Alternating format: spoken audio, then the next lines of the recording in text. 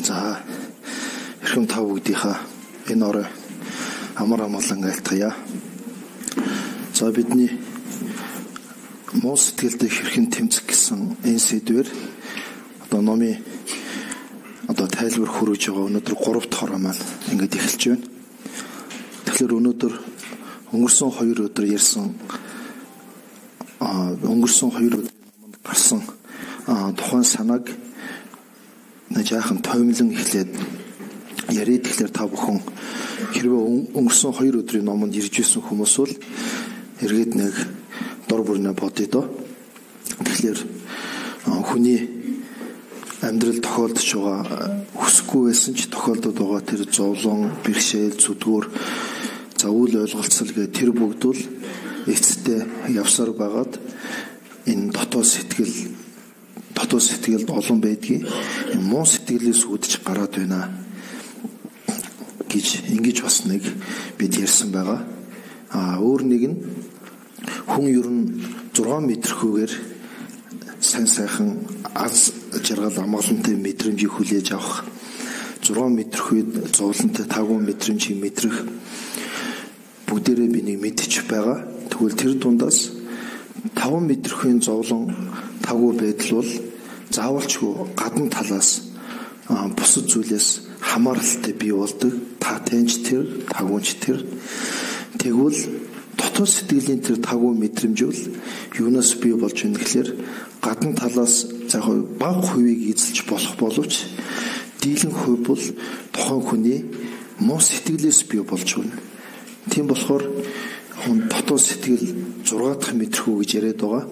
Сэтгэлийн зовлон, шаналл үүнийг аль болохоор байхгүй байлгыг, түүнийг арилгахыг гэж хүсэж ивэл түүнийг бий болгоод байгаа муу сэтгэл гэдгийг таньж мэдээд түүнтэй тэмцэх нь хамгийн зөв гарсан юм байна гэж бид ярьсан байгаа.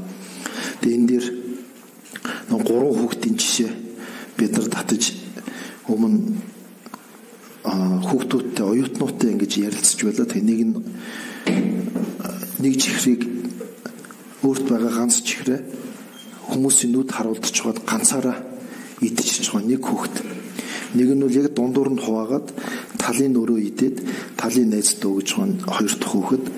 3 дахь нь байгаа ганц чихрээ бүгдийг нь найзтай өгөөд найзтай бүгдийг нь өөж идүүлж найзыгаа баярлуулж байгаа юм нэг жишээ. Тэгэхээр энэ дундаас жаахан хүүхдээс асуухаар бүгдийг нь найзтай өгнө гэх юм билээ. Жаахан том болоод ирэхлээр хувааж идэх нь зүвгээд. За нэлээд ахмад нас болоод ирэхлээр ганц чихэр тэрэнд юу болдгийг би ганцаараа идчихье. Хүний сэтгэх нэг тиймэрхүү болчих гээд. Тэгэхээр энэ нь одоо саний бидний ярьж байгаа тэг ямар холбоотой юм бэ гэхээр энэ 3 жишээнээс аль нь зөв шийдэл вэ? Аль нь одоо зөв алхам хийсэн бэ гэдэг дээр ганц чихрээ найзтай өгөөд найзтай идүүлсэн зөв одоо сонголт гэх юм уу хамгийн зөв хувилбар байсан. Яагаад вэ гэхээр талыг нь өөрөө идчихвэг 2 дахь сонголтыг хүүхдүүд их зөв гэж жан том болоод ирэхлээр яриад байгаа бол би өөрөө ч гэсэн бас амтлагийг мэдээд сайхан мэдрэмжийг биеэрээ мэдэрч байна. Найзтай ч гэсэн бас түүнийг мэдрүүлж байна. Хоёулаа битүүрийг мэдэрч байна.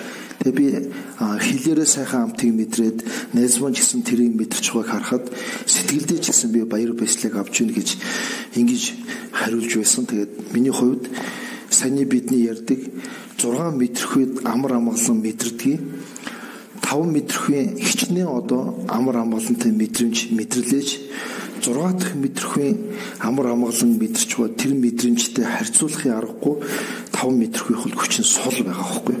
Тэгэхээр талыг нь би өөрөө идья гэж бодож байгаа тэр сэтгэхүйд тодорхой хэмжээний хармын сэтгэл холилдож байгаа болохоор тэр 6 дахь метрхүйд өөрт тэр чихрийг идээд эсвэл одоо түүнээс найзаагаа баярлуулад гэдэг юм уу ирж байгаа тэр амгалан сайхан мэдрэмж нь бүгдийг найзтай өгөөд хармын сэтгэл огтхонч байхгүйгээр тэгээд баярлж байгаа тэр мэдрэмжтэй харьцуулахад хүчин бага болчиход байгаа.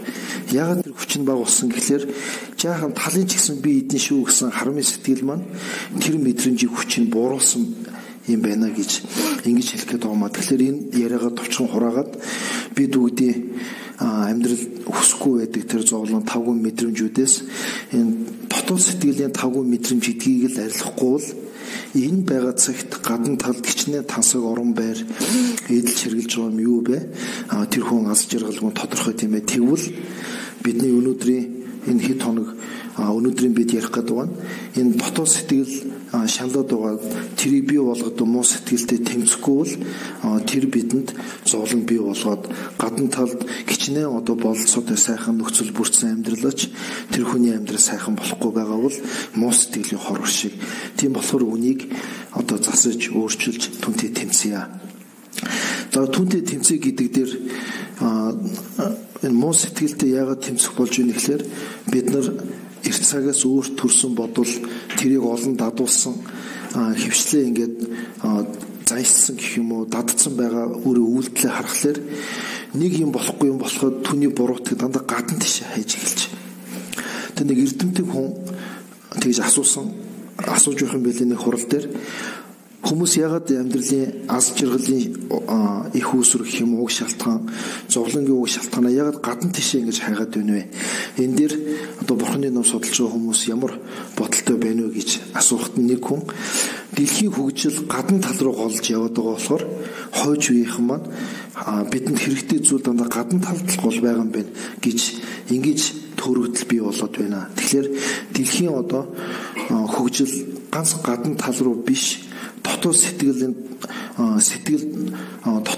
хөгжил гэдэг хоцрогдохгүй явахгүй бол хүн бүхэл юм гадна талаас хайх энэ хандлага бий болоод байна гэж хэлсэн байт юм билээ. Тэгэхээр өнөөдрийн одоо номын тайлбартаа одоо ярих гэдэг гол санаа бол хүн дотоод сэтгэлийг хөгжүүлж байж тэр муу сэтгэл гэдэгтээ жинхэнэ утгаараа тэмцдэг юм байна гэдгийг өнөөдөр голлон ярих гэж одоо өөрөө бодоод төлөвлөж эхлэв.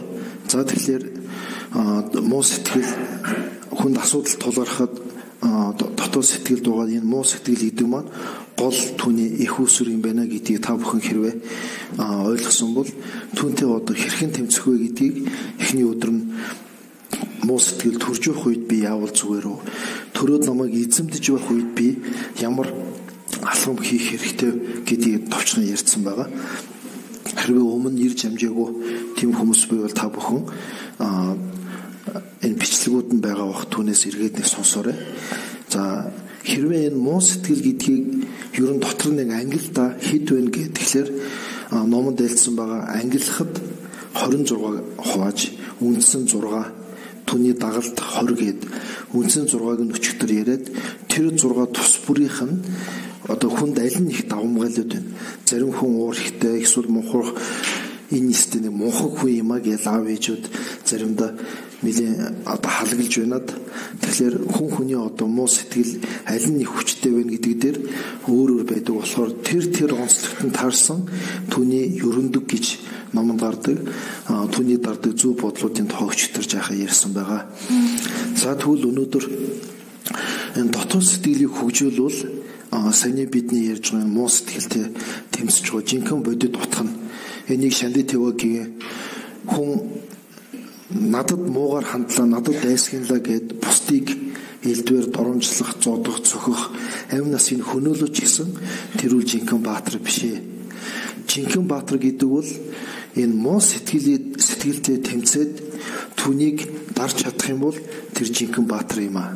Гэхдээ тэр нөгөөх ягаад баатар биш вэ гэхээр тэр намайг элдвэр доромжлоод миний дайсан гэдэг байгаа цаад хүн би цаашаа хөнөхгүй байлаач тэр хүн цагийн ирэхээр өөрөө байхгүй болчих юм байна.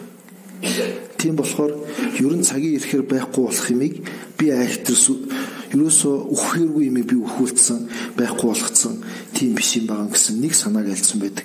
Нөгөөтэйгүр хичнээн цаан дайсан гэдэг байгаа хүнийг дайсанаа дуугаа гэдэг юм ойлголцохгүй байгаа хүнийг хүн тэр хүнээс цутаагаад юм уу тэр хүнийг элдвийн байдлаар нухчин дарах гэж биш эсрэгээрээ тэр хүнийг сэтгэлдээ уучлж өчигдөр тийм асуултууд ирж байсан тийм ээ байн хүнд бууж өгөөдөл байр суурь алдах гээд байна гэж тэгэхээр тэрийг сэтгэлдээ хүн бусдыг уучлж бусдын төлөө гэсэн сэтгэл байгаад үйлдэл дээрээ бас тэр байнга бууж их алуугүй. Гэхдээ тэрийг зохицуулах нь тэр хүний чадвар ухаан байдаг юм байна.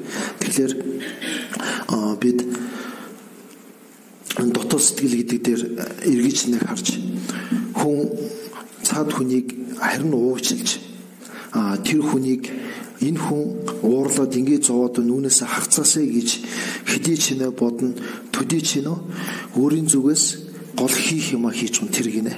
Тэр бол жинхэнэ дайсантайгаа тэмцэж хүн тэр. Цаад хүнийг өөрийн зүгээс уучлаад бас нэг дотн хандаад өөрийн зүгээс зарим хэрэгтэй үед нь тосыг хүргээд эхлэхээр дайсагнах биш, тосуулах. Шинэ амьдрал дээр тийм байгаа шүү дээ. Энэ л одоо миний найз бит хоёр тасаараа одоо эцсийн мөч хүртэл ингээ найз юун гэсэн хоёр найз жаахан юунаас болоод нэг нэгнийгээ үзэж чадахгүй дайсан болчих юм тийм ээ. За энэ үл өстэй адгийн муу энэ шиг муу байхгүй гэхэд тодорхой хугацааны дараа тэр нь өөрийнх нь амийг аврах, тэр нь өөрийнх нь гол одоо хамгийн дотны хүн болоод хувирцсаж байх шиг. Тэгэхээр энэ юу гэсэн үг вэ гэхээр бидний дайсан гэж бид асуудлыг шийдэх гэж цаашаа тэмцээд байгаа тэдгэр хүмүүс чинь яг дайсан гэхэд баттай байнгын тэнд дайсан хэвээрээ байхгүй.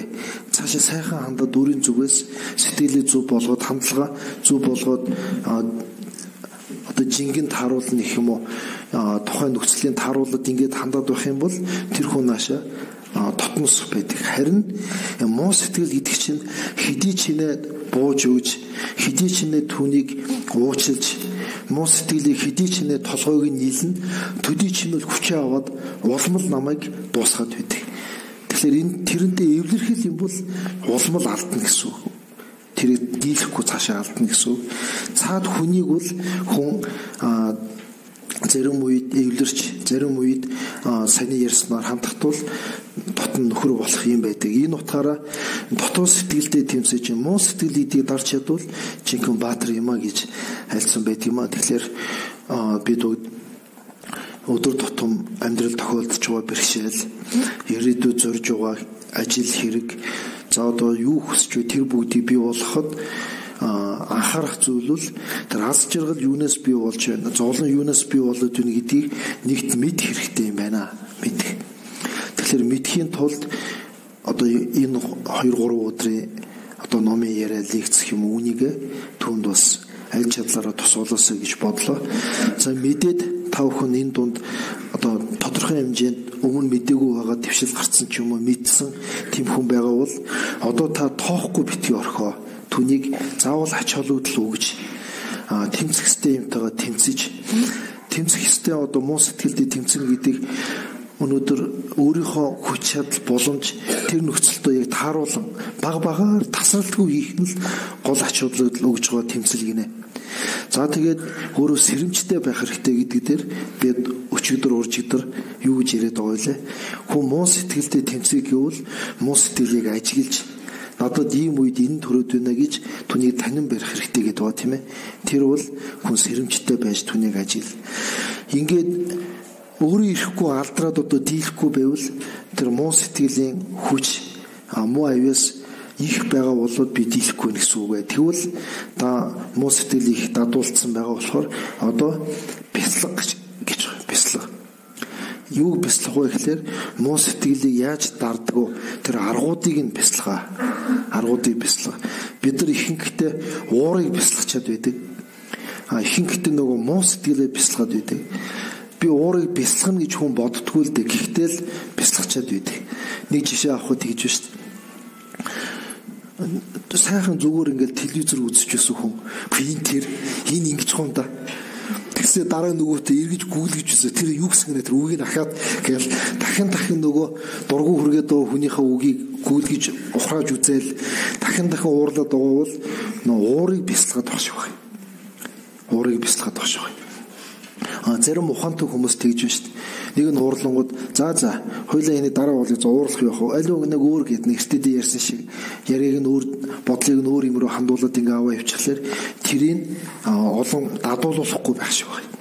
Тэгэхээр миний хэлгээд байгаа уурыг дахин зөнд нь хаяад уурлаад тэрийг улам би ер нь энэ ингэж явахтаа яадгийг намаа гэж улам өөгшүүлээд ингэж байх юм бол тэр улам дадаад саний хэлсэн мэдэхгүй тоохгүй, сэрэмжгүй, муу сэтгэлийн дадал хүчтэй гэдгийг дөрөвдөх нь болоод байгаа байхгүй. Тэгэхээр аль болохоор битгий тэгээ. За тэгхгүй байхын тулд бяцлах гэдэг дээр юуг бяцлах вэ? Аргын муу сэтгэлийг дардаг аргыг тэрэн дээр ихэнд нь ингэж альсан байх юм. Хэрвээ надад нэг буйны юм бодъё гэхлээр сэтгэл жаахан бодъё гэдэл нэг мэдхнэл өөр юм ботцсон. Ерөөсө тогтож өгөхгүй тийм байгаа бол олон арга байдгийг хүмүүс түгээмэл хэрэгэлдэг тусаа өгдөг нэг арга бол та амьсгал дээр төвлөр гэдэг юм билээ.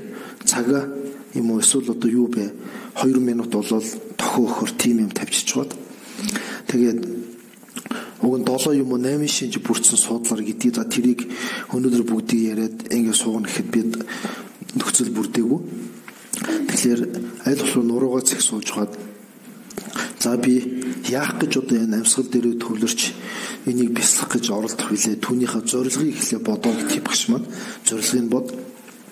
За зорилгыг бод гэдэг дээр би өөрийн одоо ээж, аав, за тэгээ та бүгд хань ижил ах トゥ хинбэ үр хүүхэд эдгээр хүмүүс цаашлаад олон амтныг энэ муу сэтгэл энэ зовлон түүнээс бий болдог зовлон энэ бүгдээс хацуулж өгье. Тэхийн тулд би өөрөө эхлээд энэ муу юмтэй тэмцэж энэс хагцъя. Тэхийн тулд би одоо сэтгэлээ энэ амьсгал дээр төвлөрөх юм дээр дадуулъя гэж бодоод за тэгээд амьсгалаа нурууцих одоо уг нь гэртээ байгаад суудлан болж ивэл өгзөн жоохон юм өндөр дүү тийм суудлал дээр суугаад за тэгээд амьсгалаа зөөлхөн хамраараа авч удаа би амьсгалаа авж гин гэж түүн дээр сэтгэлээ төвлөрүүлээд нүд бол одоо бүр хүчтэй биш л дээ гэхдээ нүдээ ханаад нүдний одоо харцны тусгалаа хамрын үзүүр орчимд орхиод бүр хүчтэй анихгүй байгаа нь ер нь анжгаа ихтэй жаахан суул орхиход эндээс нь жаахан гэгээ хүн тодорч үйт юм байна л да. Тэгэх юм бол сэтгэл балартахгүй эсвэл нойр хүрээд үргэлээд байхгүй тийм тустай гэдэг юм л. За тэр бүгдийг одоо амжихгүй. За тэгээд амьсгалаа зөөлхөн аваад би амьсгалаа авж юм да гэдэг яг авч байгаа дээрээ төвлөрөөд за тэгээд нэлээ аваад одоо би хамтлаа авчихлаа гэхээр авсан амьсгал дээрээ жаахан түгжээд тэн дээрээ төвлөрөөд за тэгээд бүр ингээ бачууртлаа барихгүй юм билээ. Тэгээд түүнийг алгуур зүүлхэн гаргахтаа хамраараа гаргаад би амьсгалаа гаргаж байна гэж түн дээрээ төвлөрөөд энд биднийг одоо хязгаарлах юм саний тавьсан хугацаа тохиох байхгүй юу. Тэгэхээр эхний удаа бол 2 минутаас илүү хэрэггүй гэдэг том хүн хүүхэд бол ихэнх нь чадахгүй гэхдээ хүүхдэд бодуулах хөнгөн олон аргууд байдаг. Тэгэхээр хүүхэд байхасаа зөв юмыг сэтгэлээ төлрүүлээд оролдуул байх юм бол хүний сэтгэл идэвхийг авьяаслаг болохоор дороо татчихдаг тийм ээ. Окей энэ дэр нэг 2 минутын хугацаанд тэгээд энэ дохио өнгө төр болоод 5 минут юм амс хийж байгаа. Тэр хооронд өөр юм уншдагсан уу те. Тэрний холбогдлолд эргээд хугацаагаа тэг тохируулаад энэний нэг өдөрт болвол нэг 4 юм уу 3 2 бүр амжихгүй маа хэд нэг удаа сэтгэл бүр тавгүй байвал ер нь хийвэл сайн гэдэг. Энэ ерөнхийдөө гол бодох юм а төвлөрхийн тулд сэтгэлээ сарниулахгүй барьдаг болохын тулд анхан шатнд хүмүүс хийдэг бөгөөд хийвэл сайн гэж альцсан байдаг нэг арга. За тэгээд хүн өөрийн өчтөр бид нар ярьж ирсэн тийм ээ. Өөрсдийн одоо надад аль муу сэтгэл нь хүчтэй байна вэ гэдгийг хүн мэдвэл тэр сэтгэлийн эсрэг тэр зөв сэтгэлийг одоо жаахан тогтоод ирэхлээр бодох хэрэгтэй юм байна. За бодохын тулд юу бодохыг мэдэх хэрэгтэй. За мэдээд хүн хүний одоо өөр нэг жишээ авах юм бол өчигдөр бидний ярьсан. За шунлын сэтгэл гэдээ бодъё л доо.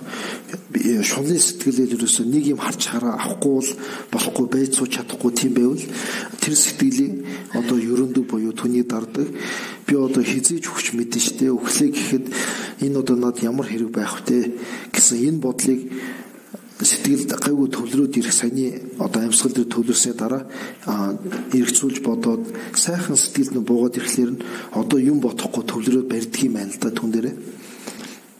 Тэгэхээр та бүхэн хэрвээ хүсвэл өөрсдөө миний хэлж байгааг оролдоод үзээч юу гэхээр танд одоо хамгийн зовоож байгаа ямар муу сэтгэл буруу бодол байна. Түүнийхээ бодоод байгаа яг эсрэгийг нэг бодоод жишээ нь санийхаар бол инглигээд энэ буруу байна. Ингэж болохгүй шүү дээ. Яагаад тэгэхээр учрын шалтгаан дээр зөв үндслүүдийг нь тавиад нэг эргэцүүлж бодж чад сэтгэлийг жаахан баримжаатай гэх юм уу баримжаалахар юм бодогдоод ирэх үед жаахан төвлөрөөд бариад үзтээ. Тэгэхэд тодорхой хэмжээнд тайвшрах юм байна.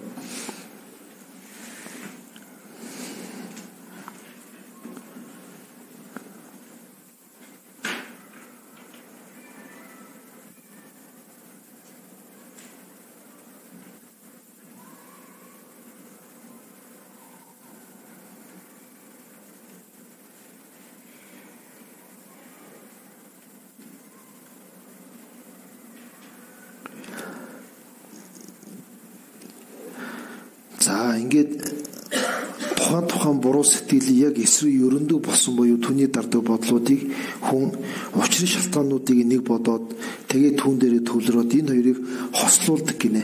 Тэгэхгүй дан төвлөрөө зүгээр байгаад болохоор тэр учрын шалтгааныг бодж байгаа хүний бэлэг оюуны нүд нэгддэггүй гэнэ. Нэг төвдөө байгаад байдаг. Дандаа хэрэгцүүлж бодоод ивэл ерөөсөө сэтгэл зүв сэтгэл хүч хордгоо гинэ. Би дотоод сэтгэлийг хүжүүлэх яриад штэ.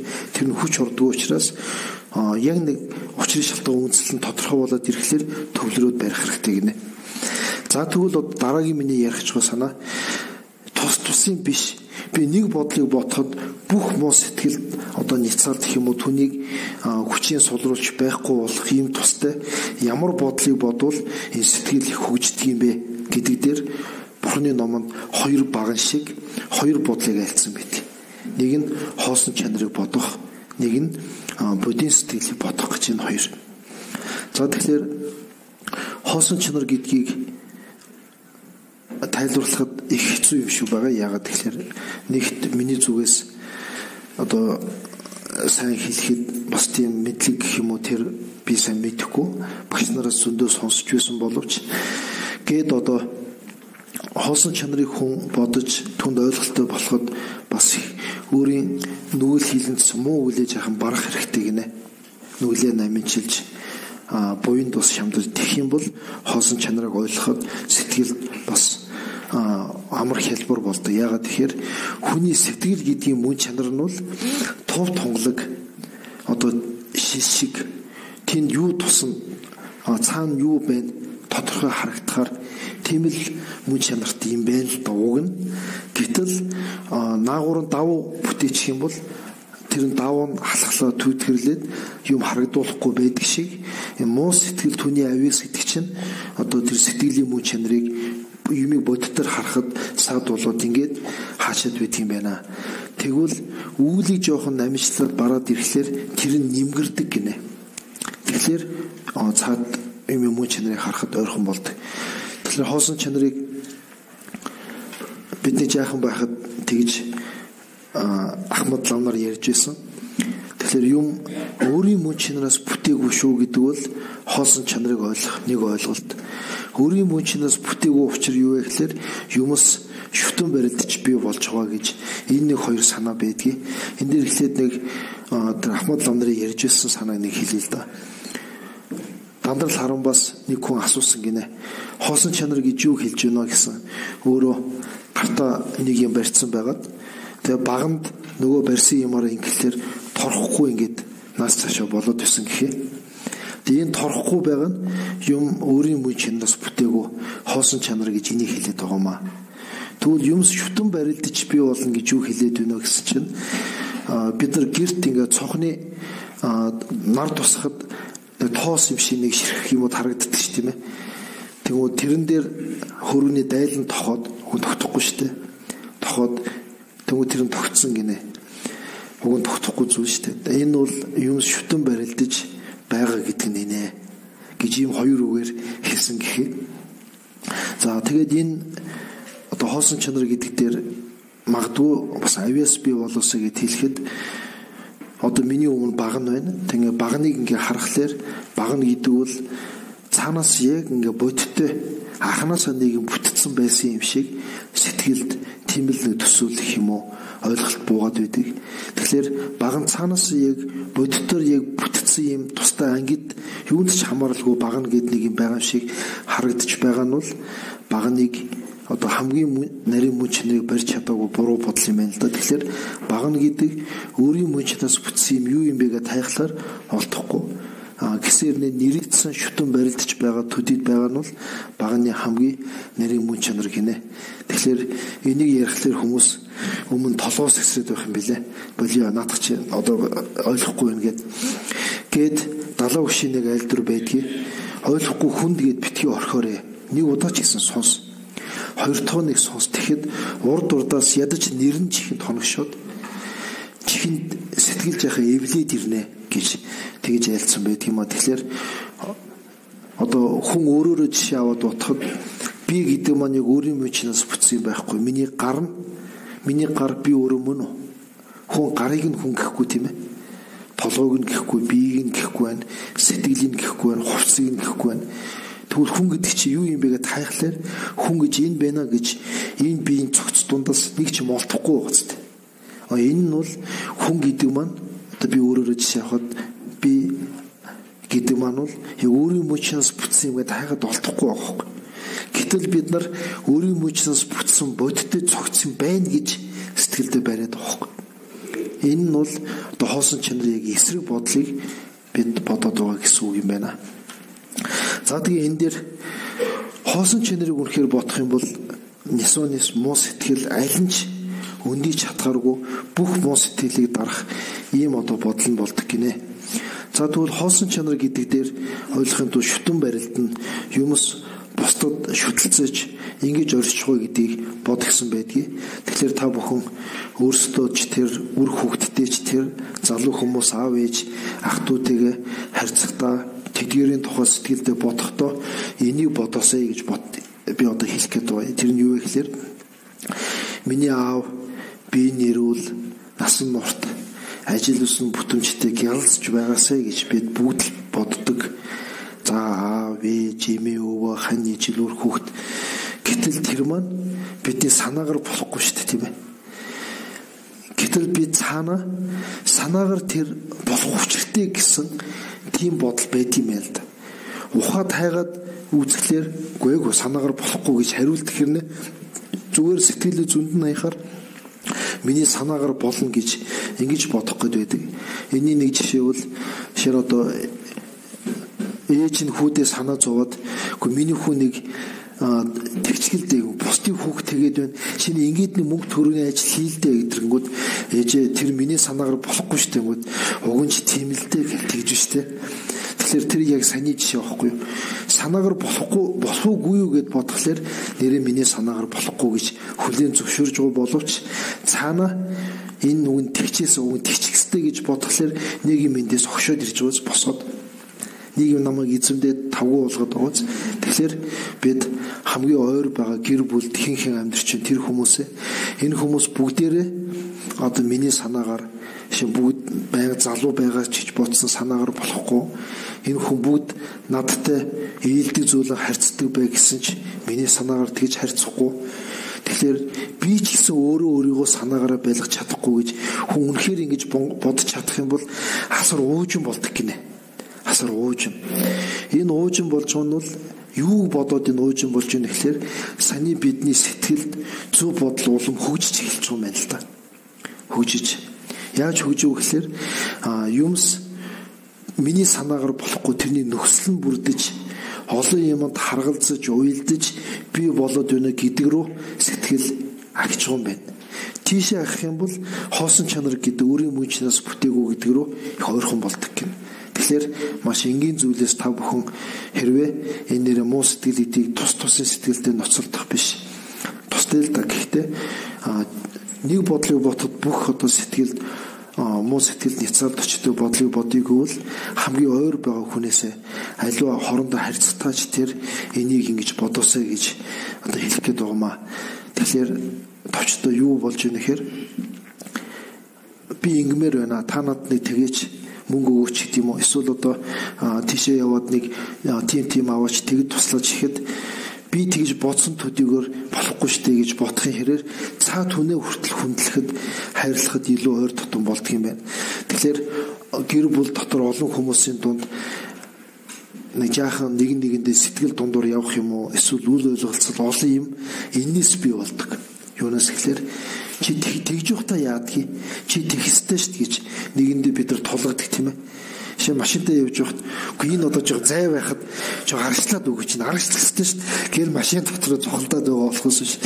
Одоо тэрэнд энэ нэрээ энэ хүн миний санаагаар болохгүй юм тэгэл өөрөө ингээл орчлоо дэ гэж бодох юм бол 50 л байх юм байна л да. Тэгэхээр асуудал тулгархад бид энэ бодлыг л хөгжүүлээд ивэл тэр асуудал багаснаа. Тэрний занглаа гарцсан олдно гэж хэлэх гээд байна. Тэгэхээр та бүхэн одоо өнөөдөр энд орж ирэх хүртлээр нэг хүнтэй ам зүрсэн байх юм уу, нэг хүн таны сэтгэлийг гомдоосон байх юм уу, эсвэл нэг юмд шаналсан байвал одоо нэг бодтоо дор бүрнэ. Тухайн асуудал миний санаагаар ерөөсө болохгүй байна гэдэгтээ би эвлэрэх хэрэгтэй юм байна.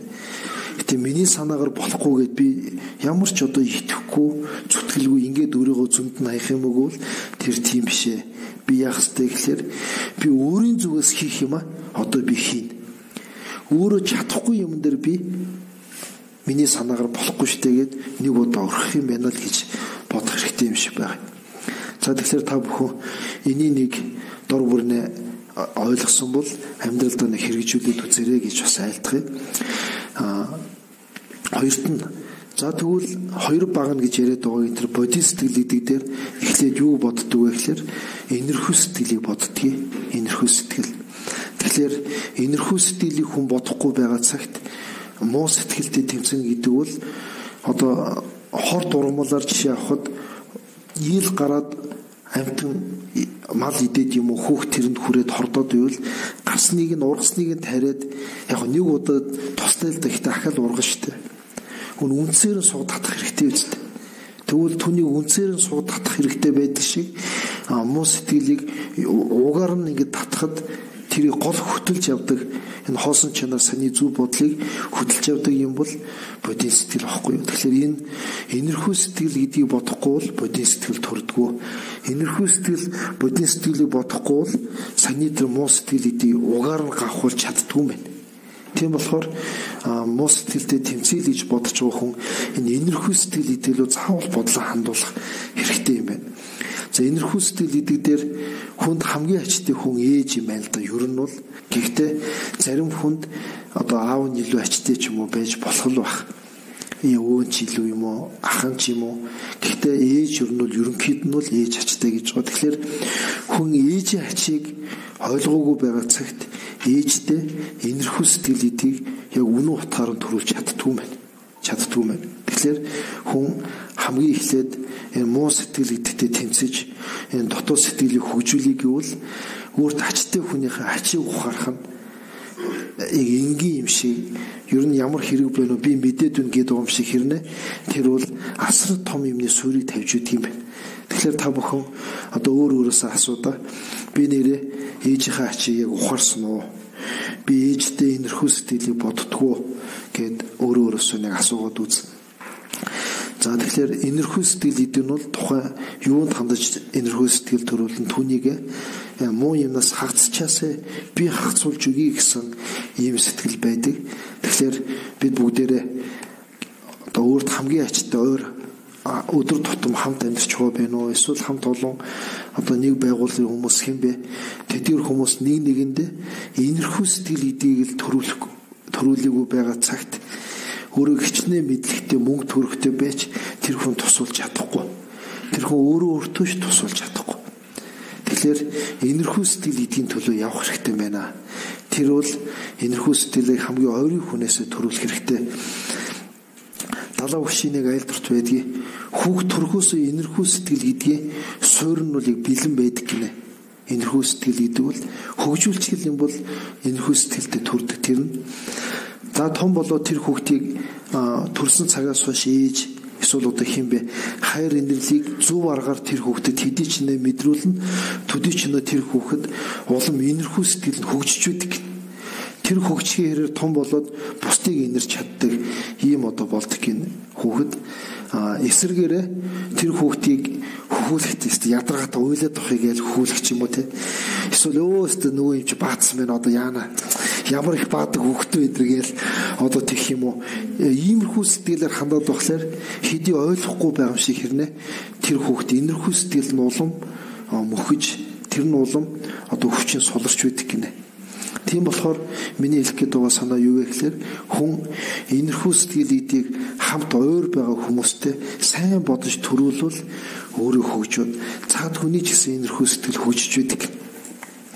За тэгээд энэ дээр энэрхүү сэтгэл ачийн ойлгоно гэдэг дээр бүгдээрээ бодъё доо. Одоо ам бол тавуулаа 3 хүүхэдтэй айл гэж бодоход за өөр хүүхэд нь аав ээжигээ одоо зэмлэхт нь байна уу эсвэл аав ээж өөрийнх нь хүссэн юм нь хорих хүсээгүй юм нь хий гэхэд хүүхэд ууралж байна тийм ээ ууралж байна. Тэгээ энэ нь бол товчтой юу хэлэх гээд байна гэхээр дотоод сэтгэл хөгжихгүй байна. Харин эсрэгээр муу сэтгэл хөгжөд байгаа болохоор тэр хүүхэд юу гэж бодох хэрэгтэй байна. Тухайн хүн та өөрөө юу гэж бодвол сайн байна гэхээр энэ өглөө босоод одоо хоол цайгаа уугаад сургуульд явах. За тэгээд зураг телевизээр үзэж байгаа энэ хэний ач вэ гэж өдөрт заавалчгүй тодорхой хугацаанд хамт амьдарч байгаа ачтын хүмүүсийн ачийг тэр тусмаа ээжийнхээ ачийг хүн өдөр тутам бодох хэрэгтэй юм байна. Ингэж бодохгүй бол бусад юм бол сайн сэтгэлүүд гэх юм уу дотоод сэтгэл хөгжөхөд цаг орно. Тэр их хол юм байна л да. Тэгэхээр ямар ч тач хамгийн түрүүнд тэр ачтын хүмүүсийн ачийг их бодож ингэж одоо байх юм бол хүн тэр хүний ачийг ойлгохын хэрээр төдий ч нөө тэр цаад хүмүүстэй хүндэтгэлтэй хандаж тэр хүмүүсийн энерж чаддаг болж ингэж энерснээр тэр хүний дотоод сэтгэл хөгждөг юм байна. Жишээ нь юм байх юм.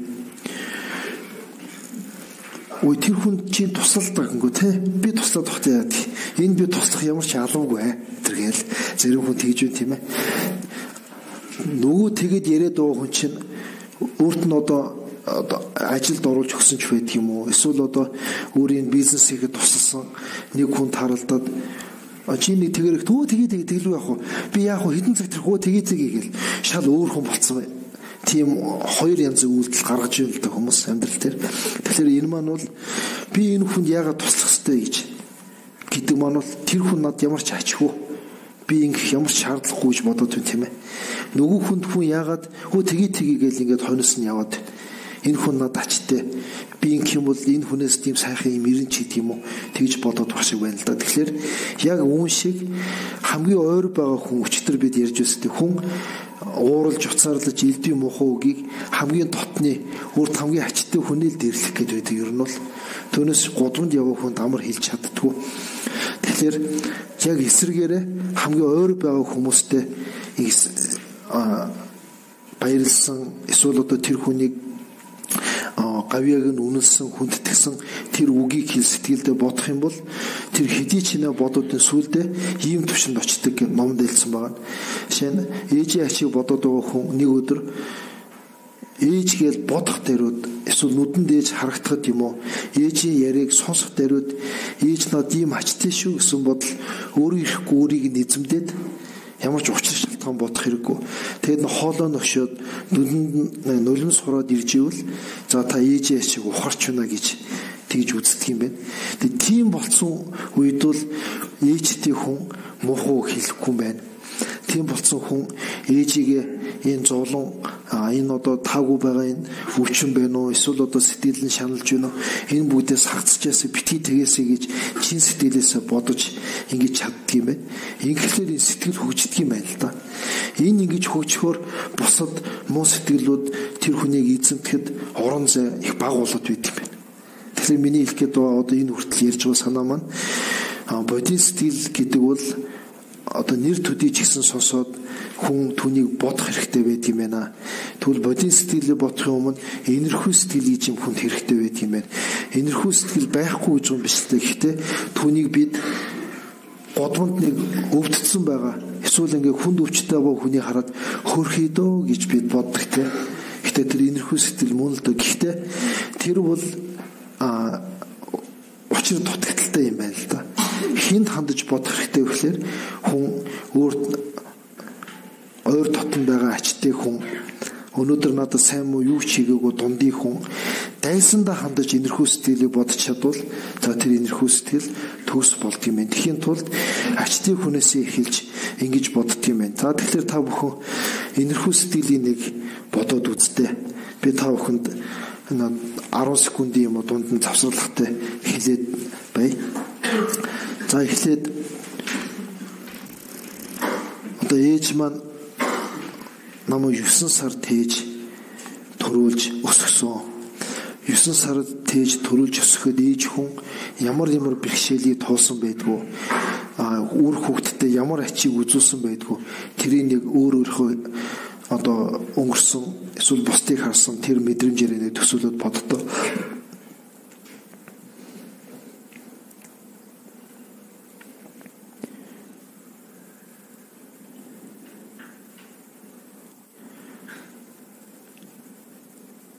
Ээж минь надад ийм ачийг үзүүлсэн. Тэгвэл аав минь ч гэсэндээ одоо надад зөндөөл ачийг үзүүлсэн байгаа гэд аавын ачийг бас боддоо.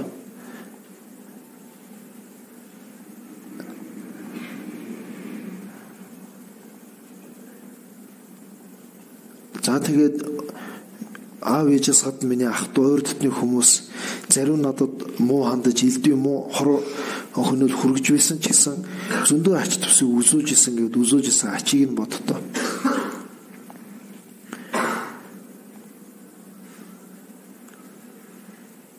Ийм ачтай хүмүүсийн маань одоо байгаа байдал нь өөрөө жаргая гэж бодовч өөрийг ирэхгүй зовоол, өөрөө зоохгүй бай гэж бодовч зовлонгийн уг шалтгааныг хийгээл, өөрийн бэлэг оюун юмыг зөв бурууг ялгах одоо нүд нь юм харахгүй болсон юм шиг юм. Тэгвэл байнга одоо тэр муу юм хийгээд байгаа. Эсвэл одоо зовлонгоос ангиж харахад тусалж хүн гэхлээр бас ховор тавд өөр өөртөө одоо би их өөрөөрийн тус тусын амьдралтай төдийлөн бас чадахгүй. Зарим үед би хүчин мөксөж байна. Тэгэхээр надад ачтай хүмүүсийн байгаа байдал энэ бүгдийг хараад энэ хүмүүс маань яг энэ чигээрээ бол яг өөрөө эцсийн төгс хамгаалангаа яг олон гэхэд учир дутагдaltaй нөхцөл бүрдэхгүй ийм хэцүү байна шүү дээ. Цаашид ийм зовлон амсахгүй дээ гэж хэлхийн аргагүй орчлон ямар ч зовлон амсч мэднэ шүү дээ гэд боддоо.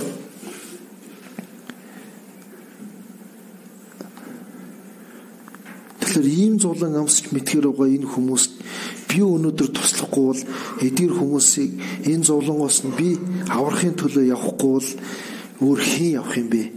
Надад ачийг үзүүлсэн энэ хүмүүс өнөөдөр надад найдахгүй бол хэнд найдах юм бэ гэдгийг боддоо.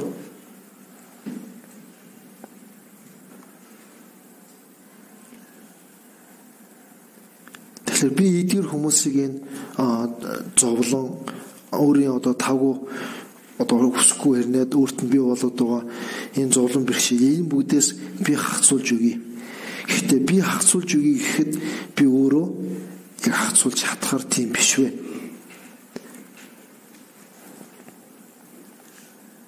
Тэгэхээр би эдгээр хүмүүсийг энэ бэрхшээл бүгдээс нь хагцуулж өхийн тулд би өөрийн сэтгэлээ засъя. Өөрийн үг үйлдэлээ буруу юм байвал түүнийг өөрчлөе. Тэгжиж би тус болно. Өөрөө буруу явдлаар яваад байж би яаж эдгээр хүмүүс тус болох юм бэ гэдгийг боддоо.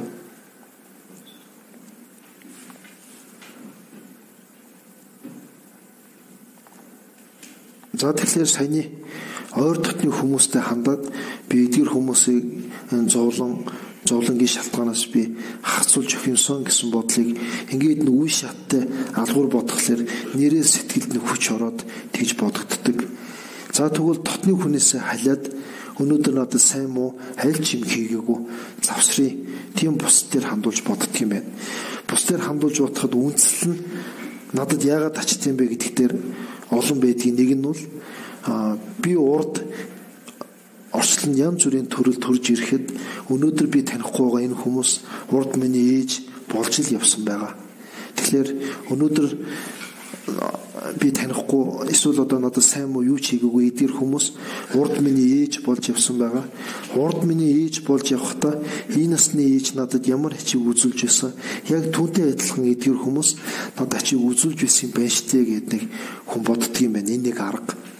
Ингэж бодоод ийм ачиг үзүүлж байсан энэ хүмүүс ч гэсэндээ өнөөгийн байгаа байдал нь бас л өөрийн амгалангоо олъё гэж бодсон ч ирэх байхгүй чадахгүй юм байхад би эдгээр хүмүүсийн төлөө би явахгүй бол өөрхийн явахтай гэж сэтгэлдээ бодоод саний бодлыг бодохоор бас нэг сэтгэл нэрээ тгий гэсэн бодол хүчтэй төрөөд дараа нь одоо дайсан лугаа орж байна. Дайсан. За надад дайсны дугаа эдгээр хүмүүс өнөөдөр дайсанад байгаа боловч урд миний бас ээж минь болж явсан тэгээд гэдгийг бодвол бүр сайн байгаа. Гээд одоо тэр бодоход хэцүү байвал одоо энэ хүний ач тусыг бас бодох хэрэгтэй гинэ. Нэг нь юу вэ гэхээр энэ хүн хэдий юм над дайсанад байгаа ч гэсэндээ надад зөндөө олон талаар их ачтай. Нэг талаар энэ хүн надад дайсагч надад сэтгэлдээ зовлон мэдрэгдэж би чинь муу сэтгэл гэдгийг энэс би хагацъя гэсэн тэмцэл энэс хагацах бас сэтгэл сэтэлжүүлж өгсөн. Нэг нөгөөтэйгөр энэ хүн надад их юмыг ухааруулж өгч байна. Одоо ийм дайсан гэх юм уу намайг илдвэр шүүмжилж гойчилж намайг бас буруутгаж байдаг ийм хүмүүс байхгүй бол би улмал ухаамаг улмал нялхарна. Энэ талаараа их ачтай гэж нэг бодох. Нөгөөтэйгөр өчигдөр бид ярьж байсан энэ хүн яг өөрийн ирэхээр над руу ингэж байна уу? Муу сэтгэл давтаад ингэж байна уу? Муу сэтгэл давтаад ингэж байгаа болохоор хөрхийдөө муу сэтгэл энэ хүнийг ингэж зовоогоод байна да. Тэгэхээр энэ хүн муу сэтгэлээс хагацчаасаа гэд бодоход бас муу юм зовлонгийн шалтгаанаас хасаасаа гэж бодох үндэслэл болд юм байна. Тэгээд нэг тав хүн боддоо. Мэдээж одоо дайсагч элдвэр одоо сэтгэл таагуудын мэдрэмжийг төрүүлж идэх хүн байдаг байлгүй тав хүн. Тэгэхээр тэр хүмүүсээ нэг өмнөө төсөөлж бод саний миний ясны нэг төсөөлөн бодооч.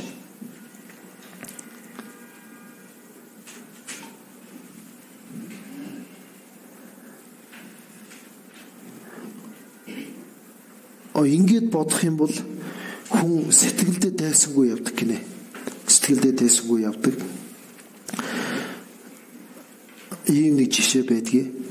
Өнөөдөр намайг нэг хүн элдвэр одоо уурлаад элдвэр доромжлол одоо дайсагнаад бүр ерөөсөө л зүгээр байхгүй байх юм бол тэр хүнийг саяны үндслүүдээр ч байна уу эсвэл одоо өөр олон үндслүүд байдаг тэрийг тавхан олж уншчихваад энэ хүн ийм одоо шалтгаанаас ингэж байна. Харин энэ хүний би бүр зовоочлаа. Тэгэхээр энэ хүний би энэ зовлонгоос нь хагасуулж өгөх юмсан гэж 3 өдөр бясалгаж 4 өдөр уулзахад шал өөр болох гэж үзээд. Тэр яаж вэ гэхээр хүний энэ дотоод сэтгэлийн хүч гэдэг чинь хүн хэдий ч нэ сэтгэлдээ тэр хүнийг үзэн ядах тэр бодлыг багасгах нь төдий ч нэ тийм ирч хүчтэй. Түүний хэрээр цаад хүнд хүртэл тийм нөлөө очдөг юм байна л да. Дурангаар дурандахад яг ийм ирж үн ингээд орлоо гэж харагдахгүй ч гэсэндээ тийм байдаг гэж. Харин эсрэгээрээ тэр намайг тэгээд байна. Тэгж гэнэ чи хариуг нь барьж нэг хариуг нь 2 болгочвол маргааш нь 3 болгоол ирнэ. Тэгэхээр эсрэгээрээ яг ийм байдаг болохоор хүн өөртөө дайсанаад байвал яах вэ гэсэн асуултны хариуд тэр хүнийг улам сэтгэлдээ өрөвдсөн инэрсэн сэтгэлийг бодоо тэр хамгийн зөв гарцсан тэгвэл тэр хүн зөөлрөн хөдөөний газар явж байсан чинь одоо намайг ингээд хэдэн хүмүүс фэйсбુક дээр элдвэр бичээд байна. Одоо би яах вэ гэд нэг хүн тэгж таныг фэйсбુક дээр элдвэр бичээд байгаа тэр хүмүүсээ та таних уу гэсэн таньнаа нэг актер 2 хүн байгаа гинэ. Нэг 2 хүн л өөрийн бичээд байна гин. Тэгээ та тэр 2 хүнийг ер нь бол одоо хариуд нь ингээд элдвэр тайлбар хийх ч юм уу, залруулах хийх ч юм уу, эсвэл одоо сүрж элдвэр юм одоо бичээд нэг тус гарахгүй байхаа гэсэн чи тиймээ гарахгүй байна. 1 жил хэртэ үзлээ гинэ. 1 жил хэртэ фэйсбүүкээр үзсэн юм байна л да одоо 2 талаас. Тэгээ би бол тэгээд гарахгүй байхсан юм. Хэрвээ та чадхаар байвал саний аргыг хэлээд тэр хүнд нэг энерги сэтгэлийг л та бодчихвол тустай болов гэсэн. Дараа нь тэр хүнээс утас ирж байна. Тэгээ юу гэж байна гэсэн. Ер нь нөгөө хүмүүс чи бичгээ үлдсэн шүү ламаа. Тэгж байна. Гэхдээ яагаад бичгээ үлээ гэсэн чинь. Гэхдээ мэдхгүй одоо тэгэл нөгөөдгөө бодоод өсчил. Тэгээ яагаад ч тэгэл бичгээр болчихлоо гинэ. Тэгэхээр энэ бол амьдрал дээр яг тэгж хүн өөрөө бодоод үтсэн чинь тэр хүн мэдрэгдээд байгаа зүйл. Тэгээ ингээд нөгөөт муу байгаа хүнээ л инэрч чадвал тэр инэрхүү сэтгэл гэдэг бол хөгжиж байгаа юм байна л да. Инэрхүү сэтгэл хөгжих юм бол бодийн сэтгэл гэдэг бол их ойрхон байдаг. Тэр юу вэ гэхээр одоо сайн, дунд, муу хэн бэ амтан бүгдийг би энэ муу юм бүгдээс нь би хахацуулж өгөө. Тэхийн тулд би ийм байдлаар болохгүй чинь за би сэтгэлд ийм алдаа дутагдaltaй юм боддог. Үйлдэлтэй би ийм буруу юм байна. Энэ бүгдийг би арилгахыг гэж бодоод ирэхлээр бодийн сэтгэл рүү явж байгаа юм. Тэгэхээр бодийн сэтгэл гэдэг маань бол амтан бүгдийг энэ муу юм бүгдээс нь хахацуулж өгөхийн тулд би өөрийн муу юм бүгдийг арилгаж одоо сайн чанар бүгдийг эцэст нь хүргэе гэсэн энэ сэтгэлийг бодийн сэтгэл. Тэгээ энийг бодоод хүн учрыг шалтгаан бодох хэрэггүй. Аяндаа өөр төрөөд байхаар тийм хэмжээнд очих юм бол бодийн сэтгэл жинхнээр төгсөөр төрж байгаа. Тэр үед тохон хүнийг бод садва гэж хэлсэн байх юм. За тэгэхээр бид нар өнөөдөр бод садва болохгүй да гол биш. Юу вэ гэхээр бодийн сэтгэлийг энэ тал руу хүн хэдий ч нэ бодно, төдий ч нэ сэтгэлдээ амар амгалан гэдгийг үл их мэдэрч 6 дахь мэдрэх үед түүний хэрээр та бусдыг амар амгалантай байлгах чадна. Зарим айл тийм байгаа үстэй. Оронгууд нэг сайхан айл. Бидний жаахан байхад хүүхд уйлаад байна. Тэдний даваад оч. Нэг тийм ганцаараа нэг өвгөн одоо бодоход лам хүн байж л те. Тэдний даваад ур гээл. Тэдэд ороод ирлээ гуйлах авчихсан. Гэхдээ тэр яагаад тэгвэ? Тэгэнгүүт тэр хүний сэтгэлийн тэр хүч. Хүн ирээд уулзахад л тийм тусыг өгөөд байна л да. Энэ нэг юм байгаа. За тэгээд өнөөдөр би өгөн дотор сэтгэлийг хөгжүүлээ гэдэгтэр хоёр бодлыг хүн заавал ч бодож биш тэр төгс хөгжинө гэдэгтэр тэр хоосон чанар бодийн сэтгэл тэр хоёрыг бодоход доотлын шатнд шүтэн барилдана инэрхүү сэтгэл гэж хоёр юм яриад шүтэн барилдана гэдэг маань бол бүгд миний санаагаар болохгүй юмс бусдад шүтэлцэж уйлдаж би болно гэдгийг ойрын бус ойр байгаа ачтай гэдэг юм уу дандаа уулзч үдэх хүмүүс өөрийн байнгын одоо зорж байгаа хэрэг тэдгэр дээр байнгын бодоод байх юм бол хоосон чанар гэдэг ойлголт алхам болмоор ойртдаг юм байна. Тэгж л хөгжих юм байна. Тэгэх юм бол эмоо сэтгэлд төгс тэмцэж байгаа ийм хэлбэр болох юм байна гэж одоо хэлэх гэсэн юм санаа маань. За ингээд одоо асуулт хариултынхаа цагаа эхлэе да.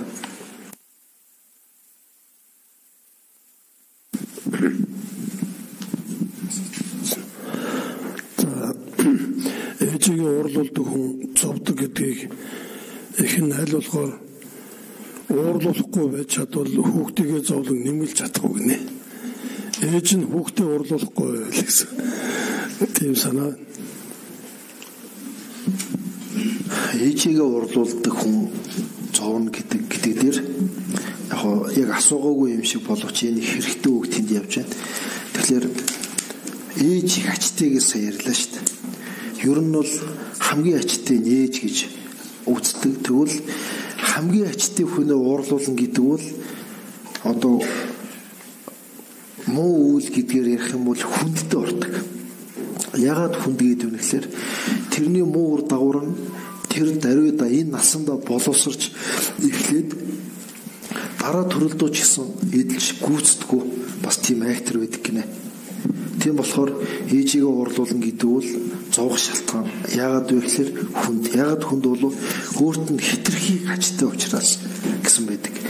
За тэгвэл намайг уурлуулад байгаа цаад хүний зовлонг аль болохоор ихсэхгүй байхын тулд нэмгэлэн гэж бол би хэлж чадахгүй юм тийм ээ. Ээж уурлуулад байгаа хүүхдийг ээж нь хүүхд аль болохоор уурлахгүй байх тэр аргыг хэрэглэхэд хүүхдийн тэр зовлон нэмгэрнэ гэж би хэлж чадахгүй байна. Үгүй болов. Харин нэмэхгүй бай гэдэг дээр л асуугаад байна л да. Тэгэхээр та өөрөө уурлахгүй байгаад байх юм бол гэсэн үг байна. Зөв миний ойлгож байгаа. Ээж нь өөрөө уурлахгүй болчвол тэр хүүхдийн тэр зовлон нэмэгдэхгүй байж болох уу гэсэн тийм санаа мөн үү? Ээж нь хүүхдтэй л айтайгаа хандаад хүүхдээ яаж уурлуулахгүй. За тэгэхээр одоо энэ бүр хүндэрч эхлэв л дээ. Яаж хүндэрж ийн гэхээр одоо нөгөө хүүхдэд жаргалтай байлгыг л одоо хүүхдээ зоож эхлэх юм байна л да. Яагаад вэ гэхээр энэ миний хэлэх гээд байгаа. Би хүүхдээ уурлуулахгүй бэ гэж хэлсэн болгонд нь унж өгнө шүү дээ. Тэгэхээр чи бити уурлаа. Яг энэ гэр цэвэрлээ би цэвэрлэж. Яг энэ хоол хэрэгтэйг нэ чи бити уурлахгүй би хоолоо хийж. Ингээд байхлаар тэр бол хүүхд уурлахгүй байгаагаар нүгэл зовлон нэмэгдэхгүй гэж юм шиг боловч ээжээ хүндэтгээгүй. Эсвэл одоо ээжээгээ үл тоосон гэд ахаал уур гэдгээс өөр ахаал нэг тийм алдаа гарчиж байгаа юм байна. Жишээлх юм бол цагаан тоосгоор зөхөд цус гараад нэрээр тоос цагаан болчихно. Хараар цус нь мэддэхгүй гэдэг шиг болохгүй өстой. Ялгаагүй л тэр цус гарч байна.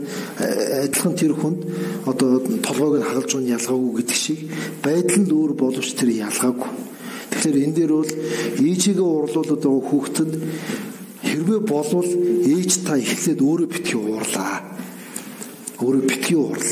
Тэгвэл ядаж зовлон бүр актер хүнд байх байсан бол арай хөнгөн нэмэгдэх нь бол нэмэгдэн. Ягаад ээж уурлахгүй байгаа ээжийн чадвар байгаа боловч тийм үйлдэлийг гаргаж байгаа хүүхд өөрөө бол зовх юм хийж л байгаа байхгүй. Тэгэхээр ирэх нь бол ирнэ. Харин ээж ууралчвал хүнд болох байсныг ээж уурлахгүй байснаар арай бага түвшинд барьж байгаа. Болвол та битгий уурлаач.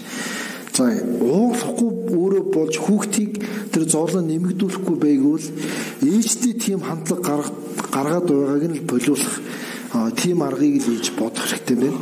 Тэхийн тулд бол дандаа загнах биш. Дандаа одоо хэлснээр нь байх биш. Миний өчигдөр бидний ярьж байсан тэр хүүхэд яавал зөв, яавал буруу вэ гэдэг тэр бодлыг тэр хүүхдэд уран аргаар л бодуулж хэрэгтэй.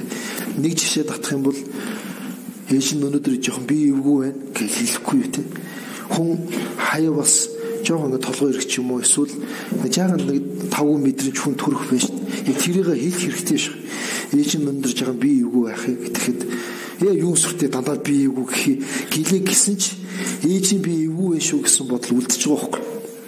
Тэр бодол ирж үн гэдэг чинь ээжийн би эвгүй байна гэж бодож л байвал тэр хүүхэд ээжээ гэсэн сэтгэл жоохон агчил баг. Дараа нь юу гэж ахиулах нь үгүй нэрээ тэнд нэг манай нэг найз байдгийг үгүй юм ухаан мотой хүүхдүүдтэй юм аа.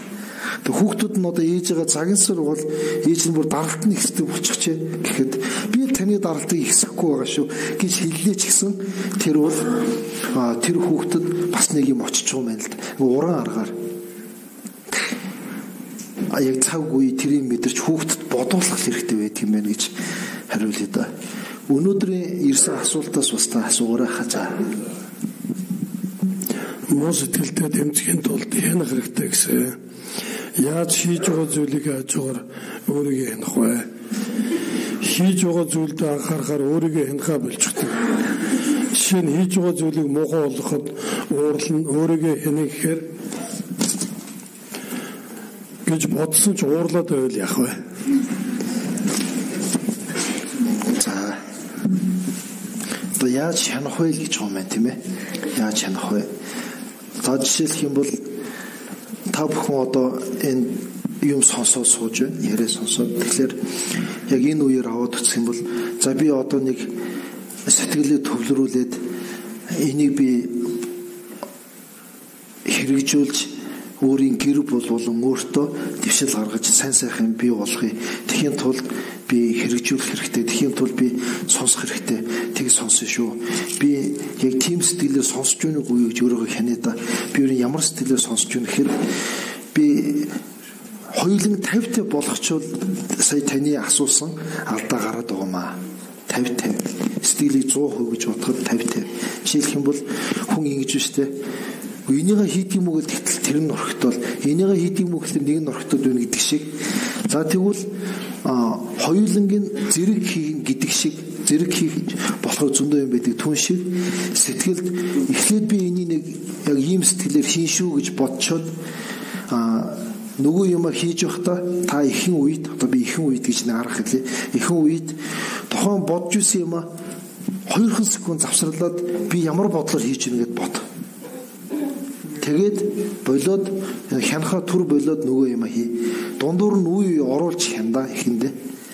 Тэгж гоод сүүлдээ хянах тухайн юм бодох хоёр зэрэгцэж явж чаддаг болно. Тэг эхлээд бол бодож байгаа юм болж. Юу вэ гэхээр би одоо ийм ингэндээ хийж бод нөгөө хийж байгаа юмроо хандж байсан бодлоо ажил салгаарт хараагүй тиймэрхүү байдлаас түр болоо би ямар бодлоор хийж вэ? Гээл нөгөө юм руу ороод ингэж нэг хянаад үзвэл яадаг юм бол тэгээд нэгэн сая юу гэлээ ууралахгүй бай ууралж байгаа би ууралж винэгүй вэ нүгэд хянтал уурлаад ивэл яах вэ гэсэн тийм ээ. Уурлаад ивэл та мэдсэн байна. Хянах танд ажил үүргээ гүйцэтгэсэн байна. Тэг гүйцэтгэсэн байна. Одоо хянсан байна та. Одоо яах вэ гэхээр дараагийн арга хэмжээг аав. Юу гэсэн үг вэ гэхээр одоо ууралж байгаа үед яах ёстой вэ? Тэрийг л одоо ууралж байгаа үед хянах гэдэг буруу байхгүй юу? Ууралж байгаа өөрөө мэдэрчээд байгаа юм чинь. Тийм ээ. Зарим хүн тэгж байна шүү дээ. Сая ягаад өөрөө уурлах гэж би сая ууралсан уу? Гүү хаа. Энэ бол өөрийгөө хянаагүй байгаа хөөхгүй тий. Хянаагүй. Тэгэхээр саяны хүн бол яг хянсан байгаа хөөхгүй. Тэгэхээр би одоо хянаад байхад уурлаад ирнэгөө хянхаа болоод тэрийг уурыг дарах эсрэг бодлоо одоо тэр өчтөр уурчтөр ярьсан. Тэр арга хэмжээг авбал тустай байхаа гэж хариулцаа. За өнөөдөр ирсэн асуулт сайн байна уу даа гэж. Хамт ажилдаг гэх мэт хүмүүстэйгээ хардах юм аа. Нөхөр нь болтой юм аа. Хардаж байгаа буугаа хүлээ зөвшөөрөхгүй байна. Бид хэрхэн биедээ итгэдэг болох вэ? Өөртөө итгүүлэхийн тулд би яах вэ гэсэн. За.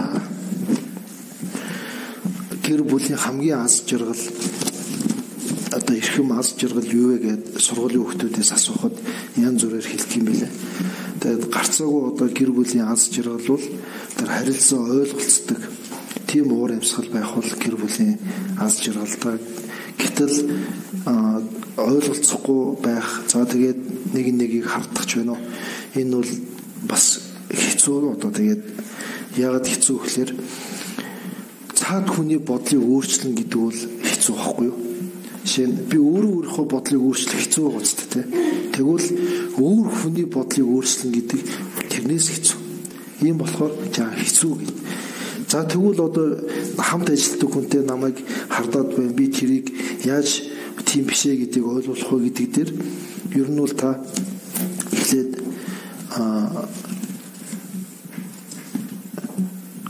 оо босгоогүй бол шаазгаа хаанаа суух вэ гэж үг гэдэг тийм ээ. Тэгэхээр өнөөдөр надад тийм одоо хардах хань ижил маань намайг харж байна гэдэг бол нэг талаасаа энэ насанд ч байна уу эсвэл урд насанд ч байна уу бас л нэг үеийн нэг үрэл явж байна. Нэг үйл боловсроод тийм болохоор тэр үед бол ямар ч үсэн эхлээд би ямар үеийн ирэхээр ийм байдлнууд бий болоод байна. Тэгэхээр би их сэтгэлээр ийм юм амсгал нүүл юу хийсэн бэ? Түүнийгээ би урд хийснийг гимшиж байна гэж бодоод хойшд би одоо ийм юм сонсохоор ийм байдалд орохоор үлийг би ахад хийхгүй юм шүү гэж хойшид хийхгүй гэж хорьсон бомдлсон энэ сэтгэлийн үүднээс намжлах хэрэгтэй хамгийн эхлээд намжлах хэрэгтэй урд нэг хааны их хатнаас охин гараад үсэн нэгтэл одоо адууны дишиг тийм үстэй хүн одоо харах юм бол хааны нэр хүндэд одоо сөргөөр одоо нөлөөлөхөр тийм охин гарцсан. Тэгэд хаан тэрийг гэрийн хорионд төрсөн цагаас нь байлгасан байх юм биш үү? Охин нэг өдөр юу гэж бодсон байдгүй гэхээр би одоо нарч үсэхгүй төрсөн цагаас ингэж өсөж байна. Тэгээ энэ урд миний ямар үйл боловсроод ингэж зовж байт юм бол гэж тэрийг л байнга намжилж байсан байдгийг. Тэрийг намжилж чад тэгээ дараа нь бурхан багш ертөнцөд залгарсан гэдгийг сонсоод тэгээ бурхан багш залирч байхад бурхан багшийг өөрөө яг боддоор нь хараад одоо тэр үсний тэр ширүүн тийм байсан ердийн хүний шиг ийм болсон гэж байдаг. Тэгээд тэрийг аав дагуулад бурхан багшаас асуусан байт юм билээ. Яагаад одоо охин маань ийм актер үснэ ихэд адууны дэшиг юм зүс царай муутай төрөөд дараа нь тантай ингэж таныг хараад эргээд тэр нь арилваа гэсэн чинь хурд нь баян элийн охин бахта нэг лам хүнийг муухай царайтай үзэрэй юм гэж дотроо боддог байсан юм байна л да. Тэгээ тэр үйл нь боловсроод дараа нь хааны охин болоо төрөхдөө тэр муухай царайтай болоо төрсөн. Тэгээ дараа нь тэр ламынхаа өмнө очиод чин сэтгэлээсээ гимшиж намжилсан байт юм лээ. Би таныг ингэж боддог байсан, миний буруу байсан. Тэгэхээр үнийг минь одоо намжлахыг та одоо намжлах арга зам харил тэрийг болгож харил гэдэг. Цаад хүн тэр намжлах аргыг хэлж бас өрөөл тавьж ингэж өсний хүчээр одоо бурхныг ингэж харж тэр бэрхшээлээс өөрөө гарч чадсан гэдэг юм байлээ. Тэгэхээр эхлээд намжлах хэрэгтэй байгаа. За миний яриа өөр юмроо орччихгүй юм шиг боловч хүмүүс тулгардаг янз бүрийн бэрхшээл тулгархад бас энэ нэг гарч байд юм шүү гэдгийг хэлье гэж бодлоо. За тэгээд намжлахаас гадна тэрийг ойлгуулахын тулд одоо бидний сахил савар дээр нэг ийм зүйл байдгийг. Тэгэхээр та бүхэн одоо тустай байж магадгүй гэд би хэлчихье да. За гэлэн хүн одоо би гэлэн сахил 2001 он заасан гэж бодвол гэлэн хүн ганцаараа нэг эмэгтэй хүнтэй одоо юм халахсан тийм юмны араар ч юм уу тэгж орж болохгүй. За тэгэх юм бол ямар одоо сөрөг үр давар харддаг юм бэ? Яагаад хорьсон юм бэ гэсэн чинь юу одоо тэнд болж өгөхгүй юм болчихно гэж тэр утгаараа биш. 3 дахь хүнд эргэлзээ төрдөг гинэ. Хөөе нөгөө лам чинь тийшээ тэрнтэй орж илсэн. Юу ч бас мэдэхгүй ч юм уу те. Эсвэл нэг тийм эргэлзээ төрдөг учраас тэгж болохгүй гэж ингэж альцсан байт юм байна. Одоо эргэлзээ төрдөг гэдэг нэг үндсэл. За тэгвэл одоо яах юм бэ гэхээр одоо би нэг явах болох юм бол заавал ч гэрчтэй явдаг. Гэрчтэй. Одоо би нэг эмэгтэй хүнтэй одоо эмчд ороод үзүүлэх хэрэгтэй ч байдаг юм уу? Эсвэл одоо нэг машин судал тэр жолооч нэмэгтэй хүн байх ч юм уу тийм бол заавал ч нэг хүнтэй гэрчтэй явах хэрэгтэй гэж тэгж одоо заасан байт юм лээ бурхан багш. Тэгвэл энийг амьдрал дээр наашаа татаж авчираад за ажил тараад одоо нэг хүнээр жишээ авъя л та. Нөхөрлөгөө залгаа. За ажил тарлаа би явлаа. Гэхдээ манай ажлын тийм хүмүүстэй би тэнд яваа шүү. Одоо ингэ очно гэж тэгж хэлэх юм зөв юм болов. Гүйж байж магадгүй. Гэхдээ энэ миний мэдлээс хэтэрсэн юм байна. Яа тэгэхээр би шиг багасаа сахин явцсан. Тэгээд гэхдээ энэ номон тийг заасан байт хэрэгтэй юм байвал аваарэ.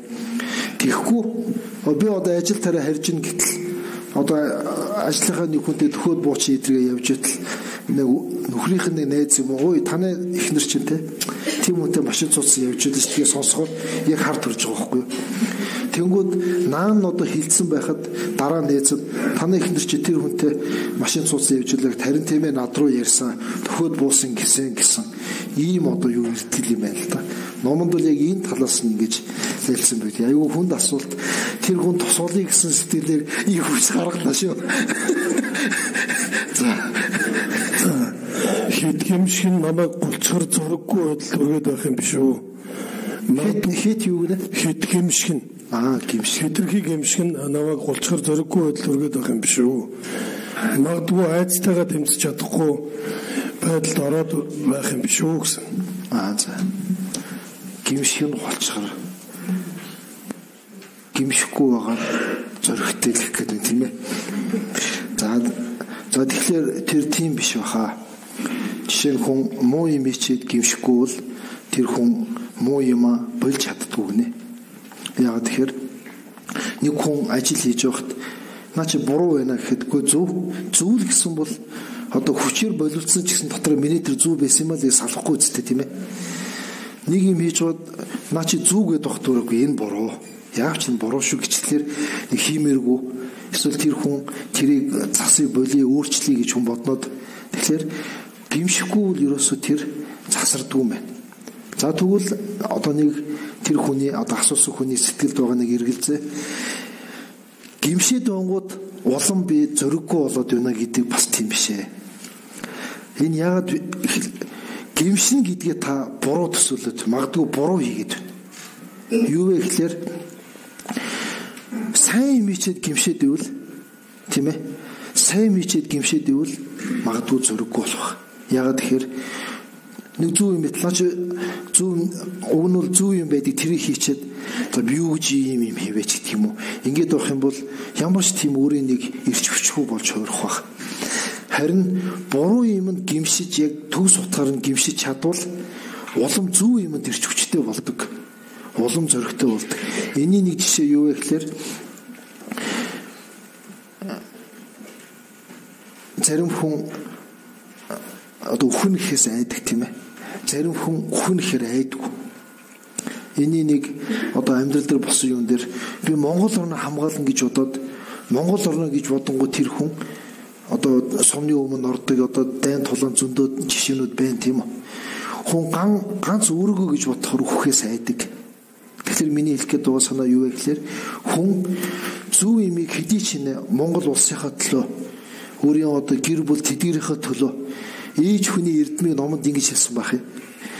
Хэрвээ үрмийн өвдөх гэдэг бол би өвдөё хамаагүй. Хэрвээ манай гэр бүлээс нэг хүний амь гарах хэрэгтэй байгаа юм бол миний амийг ав. Тэгж боддог гинэ хүн. Тэгэхээр энэ юу вэ гэхээр үр хүүхдээ бусдын төлөө гэсэн сэтгэлийн үүднээс төрж буй жинхэнэ зориг байхгүй. Ганц өөрийгөө гэж бодохоор улам зориггүй болдог болохоор миний хэлэх гээд байгаа санаа та гимшин гэдгийг яг буруугаар буруу бодол төрөөд тэрийг гимшил гэж бодоод тэгээд зориг мохоод байгаа юм биш байгаа. Тэгэхээр би гимшил гэдгийг товчхондоо буруу юм хийчээд энэ буруу байна шүү. Би юу гэж хийвэ гэхээр эний эсрэг энийг нь би хийх ёстой гэсэн бодол төрөх ёстой байна л да. Тэгээд төрөхгүй байвал тэр гимшиж байгаа нь арга нараа буруу байх шиг байна л гэж хэлээ да. Хэрвээ таны асуултанд яг одоо хариулт нь очигүй бол дараа ямар нэгэн шумаар эргэж асуугаарай гэж бас хэлье да. За уурсан үе өдөрж чадаагүй дараа нь мэдх юм аа. Энэ үед маань унших тустай юу? Уурлаад байгаа хүн яг уурлах үед нь яаж инээлэх вэ гэх. Аяам хоёроос. За уурсан үедээ мэдэхгүй байж байгаа дараа нэг мэдсэн чинь бисээ ууралсан байна гэж дараа өөрийгөө таньж барихыг хэлж байна тийм ээ. Тэгээ дараа нь уурсныхаа дараа мэдээд маань уншихад тустай л да. Олон талын тус байна. Нэг жишээ нь маны бадмын хүн гээд дуурахад тэр дууг сонсч байгаа бидний нүдэнд харагдахгүй олон амьд байдаг гин. Тэр байдгүй гэр бүл дотроо маны бадмын хүн гэхэд өөр хүүхдэн ч юм уу бусад хүн сонсоод тэгээ багадаа сонссон юм амар мартдаггүй. Тэгээ тэр хүмүүсийн чихэн хүртэл тийм авьяасыг суулгаад өгчдөг юм байна. За ер нь Жаресу бурхан маань өөрөө энэр нэг ус сэтгэлийн бэлэгдэл тэр утгаараа та маныг уурсны дараа гимшээд би энэ уурын сэтгэлсээ мэдэхгүй өөрийгөө анзаарахгүй байж нэг мэдэх нэ автцсан байх шүү. Тэгэхээр би дараа ингэж уурлахгүй шүү гэж бодоод унших юм бол тань тодорхой хэмжээний тэр гэгэрэл явагдана. Ягаад энэ бисээ ууралдаг буруу байлаа шүү гэж сэтгэлдээ бодоод уманы бэдмэн хүнгээ тарина хэлэхээр тарин өөрийнх нь энерги хүрт тэрэн дээр нэмэгдээд тэр бодлого нийлээд ирэхлээр дараа уурлахгүй байх. Уурлаа гэхэд огцсон хүчтэй уурлахгүй байх тал руу алгуур ахина гэж хэлэх байна. Нэг нь уурлаад байгаа хүний яаж инээлэх вэ гэдэг дээр тэр арга нь өөр байх бах. Тэг хүний арга өөр байх. Тэгэд ихлээд инээлэх нь би их чухал биш болов гэж бодох юм. Тэ? Уурлаад байгаа хүний шууд инээлгэнэ гэдэг бол бас хэцүү л дээ. Тэгэхээр ихлээд тэр нь л яг оновчтой биш болов гэж танд хариулъя. Тэг юу гэхээр уурлахын боловсрол нь ихлээд чухал баг. Тэг уурлага болоод инээтлээ бас их юм болно ш тэр оронд. Тийм үстэй чи. Тэгэхээр би тэр одоо энэ асуултанд бол уурлаад байгаа хүнийг өөр л юм бодуулчих. Энэ цагнаас болоод уурлаад ивэл цаг биш ширээний бүтээлэг идэ ус нэг жишээ дотор уурлаад ивэл за ер нь одоо бас миний буруу байна. Аль хоолой чи идүүлээ. Тэгэхэд уурн намжиж байна те. Тэрний дараа инээлгийг өвл арай хялбар болох байх. За уучлаарай ингэж сайн байна уу гэж. Цагмдаа орчлонгоос уйдах болоод байх юм аа. Ийм сэтгэлийг яаж намдааж тэмцэлтэй бадрангуй амьдрах вэ гэж. За орчлонгоос уйдна гэдэг дээр хоёр ялгалж бодох хэрэгтэй баг тийм ээ. Юу гэхээр орчлонд их зовлон зүдгүүр өвчин ч юм уу, үхэл хагцал ч юм уу, ажил нь бүтэхгүй ч юм уу, тийм зовлон өөр тохиогоод уусч ивэл тэр буруу биш. Буруу биш. Нэг үйлсэл нь нэг хүнтэй муучаад амьдрах утгагүй нэгэд уусч ивэл уусаад гол нь яг ямар байдал руу уусч ийн гэхээр ерөөсөө хурдан үхийч тийм үү. Тэгж бодож уусч ивэл тэр буруу юм байна л гэж хэлэх гэдэг. Юу гэхээр зовлон бэрхшээл хичнээн хүнд юм тохоо ажил үс бүтэхгүй бай хүн өөрийн чинь гомдоо гээд орчлон юу н ийм одоо зовлонтой юм байна да. Ийм энэ бүгдийн одоо их усүр нь муу сэтгэл гэдэг юм байна гэж бодож уусахдвал тэр буруу биш. Уусч байгаа тэгэхээр би үхье амьдрах утгагүй болчихлоо гэвэл тэр буруу болчих. Одоо яах ёстой гэхээр ийм хэцүү байна. Тэгэхээр би одоо өөрийн боломжийг ашиглаад энэтэй яаж тэмцэж болох өөрийн хэмжээнд яаж би энэс гарч болох вэ гэдэг арга замыг хайж эхлүүл тэр уйсл нь харин өөрт үр дүнгээ өгөх байхгүй. Тэгэхээр би уйсах нь бол яг уйсах гэдэг үг нь бол цаашаа бодоход та яг юуг бодож байгаа юм бол гэдэг нь тодорхойгүй байгаа болохоор ер нь уйсах нь буруу биш. Уйсаад үхий гэдэг юм уу амьдрах утгагүй байх гэвэл буруу. Тэр та өөрөө түрүүнд олон хүн асуултанд ороод байгаа шиг ирч хүчгүй зориггүй болчихжээ. Та тэгж бодох юм бол хүн гэдэг чинь ховорхон ахаад би ийм эрдэнэ хүний биеийг олон авч чадах уу? Хүн болоо гэхэд ийм зовлон ойлгодог, ийм бас ухаантай, ийм нөхцөл над бүрдэхүүгүй штэ. Тэгэхээр би энэ боломжоо ингээд хайчиж болохгүй гэж бодох юм бол ирч хүч ирэн тань. Та босч ирнэ. Үр хүүхэд байдаг бол би энэ хүүхдээ ийм юм дунд орчиход шууд ингээд явна гэхэлэр болох уу? Нэг хүн тэгж ярьж байсан. За ахын ч л одоо ингээд юу н явах нь дээ. 5 хүүхдээ маань 2 хүүхдэн дараа нэг уучраа олоогүй байхад би явах гээд байна да. Тэр хүн ийм дутуу юм байна штэ. Би энэ 2 хүүхдээ ийм байдалтай ороход 3 болчихсон. 2 хүүхдээ ийм байдалтай байгаад би явхад болохгүй гэж тэр бодож ш тэр эцэг хүн. Яг түүн шиг би ийм хүний бие болчиход яг ийм үед ингээд би явбод энэ хүүхдийг ийм юмд ороход ийм байдалтай байгаар би орхиж явж болохгүй гэж бодох юм бол та босоод ирнэ. Тэгэхээр уйсл гэдгийг ер нь бол би тустай. Гэхдээ юунаас уйсч вэ? Ээжээсээ уйсаад, ханиасаа уйсаад ирэх юм бол буруу. Зовлонгоос уйсвал би зөв гэж хэлэх гэдэг. Зөв шийдвэр яаж гаргах вэ? Эргэлзээтэй үед. Эргэлзээг яаж ярилцах вэ? Айцыг хэрхэн даван туулах вэ гэсэн энэ 3 асуулт байна.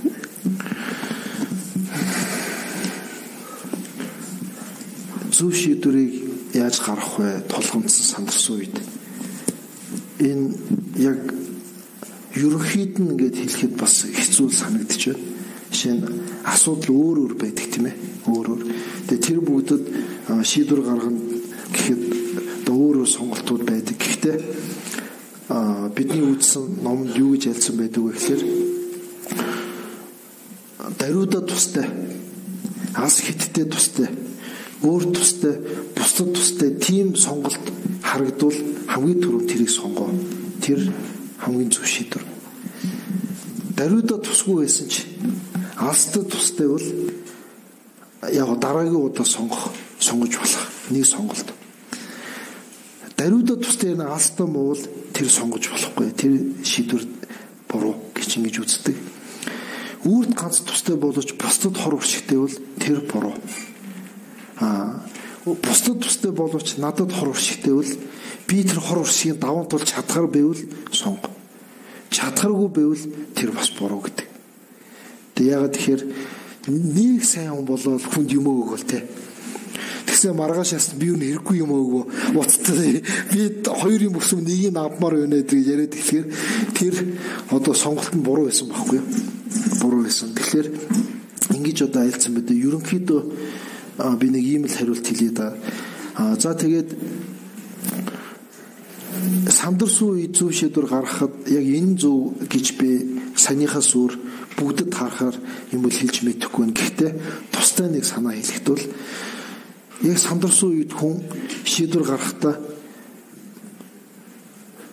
сэтгэлийн яг юмны мөн чанарыг хардаг тэр чадварыг яг тэр төвшөнд нь байлгаж байгаа шийдвэр гаргавал тэр их зөв шийдвэр рүү амархан явдаг. Тэгэхгүй уур, сэтгэлийн хөөрөл, эсвэл хорсол, омог тийм нэг сэтгэл давтчих юм бол юмын мөн чанарыг зөвөр нь харах тэр чадвараа алдсан байгаа учраас ихэнхдээ л шийдвэр буруу. Зөв байлаа гэхэд тэр нь дутуу болдог. Тэр нь алдаатай байдаг. Уг нь зөв шийдвэр ирнэ. Хэлэхдээ буруу хэлчих юм уу? Эсвэл нэг жижигсэж нэг алдаа гараад идэв болохоор тэрийг л хэрхэмлүүл зүгээр ах. Зарим хүнд тэгж илэрхийлж үзлээ. Өөрөө яг хүнд үг хэлхийнхээ өмнө шийдвэр гаргахын өмнө 5 тоолчих вэ. Зарим хүний 3 тоолчих байдаг гэхээр тухайн үед хүний 3 дотроо 3 тоолохлоор сэтгэл нь гинт хөөрсөн юм уу? Янз бүрийн сэтгэл хөөрлөөр эсвэл одоо муу сэтгэл давтаад хийх чивэл тэр нь хоронхон зурнаа тоолж байгаа.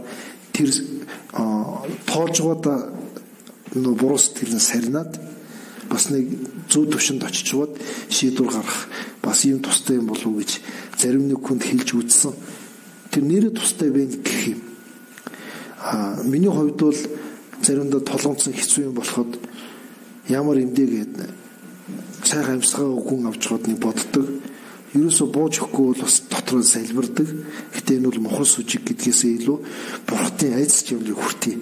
Тэгээд ирэхлээр нүд онгох бах. Тодорхой хэмжээнд энэ камераас цааш юм харагдахгүй байгаад байсан бол нэг залбираа сүсгэлэхээр хідэ алах мэд цаатлахнаас харагдах ийм тус байдаг. Түүнээс биш залбираад орсон бодол болгоно шийдвэр хийжүүл хэлэхгүй л дээ. Миний хувьд бас заримдаа тэр нь тустай байдаг. За хүний амьдралын гол утга учир юу вэ? Хүн зурсан төөрөг гэж байдгүй. Зурсан төөргийг өөрчилж болох уу? Хүн заавал үр удмаа үлдээж амьдрах ёстой юу? Надаас энэ сүүлийн асууж байгаа хэцүү асуулт тий. Би айлын ганц хүү.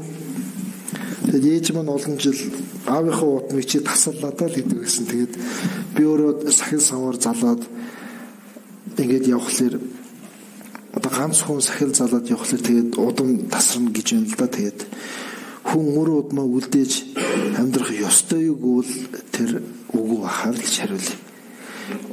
Хэрвээ хүн мөр удмаа үлдээж амьдрах нь зөв буруу юу гэвэл хүн хүнээс болох бах тий. Хүн хүнээс. Тэгэхээр над дээр аваад үзэх юм бол миний хувьд буруу. Ягаад би тэрнээс илүү энийг зорж явах хүн учраас ном зам мөрийг. За 3 дахь асуулт нь тэгэхээр заавал тех алуугүй. Жишээ нь энгийн амьдралаар амьдарч байгаа тийм хүн ирнэ. Амьдрал зохиохгүй. Төв ихнэр гээд нэг ааштай юм таарчул яах юм. Хүүхдгээд гараад өвдөөд ивэл шиг би ганцаараа юу гээд тэр өдрөл бас буруу бах. Гэхдээ бас ёстой гэж тул харахгүй. Ягаад тэгэхээр хүн нэг талаасаа байнгын тийм залуу ирч хүчтэй явахгүй. Нөгөө талаасаа өөрийн одоо ээж, ах トゥ хинбэ өөрийн тань бас нэг сайн сайхны төлөө амьдрал зохиочихсэй гэж бодож байхад тэдгэр хүмүүст өөрөө зүгээс тэдгэрийн үзүүлсэн ачийг хариулах тэр хүнд харчлах юм байхгүй байхгүй. Бэрхшээлээс хэцүү байна гэд тэгээд байгаа тэр төдий бол тэр хүн буруу. Тэр хүн бол одоо үр хүүхдээ үлдээж ингэж амьдрах нь зүв байх гэж хүн хүнээс өөр гэж бодож байна. Эхнийх нь юу лээ? Амьдралын гол утга учир юу вэ гэсэн. Хүний амьдралын гол утга учир. Тэгэхээр хүний амьдралын гол утга учир аз жаргал юм уу да. Тэгэхээр хүн аз жаргал гэдгийг бий болохын төлөө амьдарч байгаа гэж би боддог. Тэгэхээр хүний амьдралын гол утга учир бол аз жаргал. Аз жаргал гэдэг дээр яг аз жаргал гэдэг маань олон байгаагаас болвол тэр 6 метрхүй гэр бүл бүгдийн аз жаргал төс байвал тэр бол амьдрал их сайхан л. Гэхдээ бүгд санаагаар болохгүй болохоор аз жаргал дундаас өөрөө чадхаар хамгийн хүчтэй нь бол дотоод сэтгэлийн аз жаргал. Тэрийг өөртөө гэр бүлдээ бий болгож амьдрах юм бол тэр бас утга учиртай. Цааш нь жоохон ахиулаад хүний амьдралын утга учир гэдэг бол ийм сайхан эрдэнэт хүн болоод төрсөн чинь өөр болон бусдад тустай Энэ болон эцэг хойдод тустай тийм үйлийг бүтээх нь бас амьдралын нэг утга учир санийгч байгаа ахиулжл байгаа санаа л да гэж бас хариулъя. Хоёр дахь нь юу вэ? Хүн зураг төөрөг гэж байдгүй. Зураг төөргийг өөрчилж болох уу гэж. Тэгээ энэ дээр олон хүн нэг биш удаа номын яран дээр асууж байсан. Тэгээд би хувьдаа ингэж боддог ном үзээд бодоод байхлаар жишээ нь Батгийн түн байлаа гэхэд Батыг за Бат тэдэн сарын тэдний өдөр төрнөө. Тэдэн цаг тэдэн минут тэдэн секунд төрнө. Төрөхтэй ийм барилтаа ингэ төрн гараа чи орилж байгаа хэмжээ нь яг тэдний хэмжээтэй чарлан шүү. Тэргээл ингээд бүх юмыг за одоо дараа нь энэ өнөөдөр 2019 оны 9 сарын 26-ны өдөр одоо Батын тагмаас гарахдаа баруун уулын ихэл 50 шүү. Дараа нь 100 уулын 50 шүү гэдэг шиг бүх хэмийг ингэсэн байдаг болгүй хаа гэж боддгийг.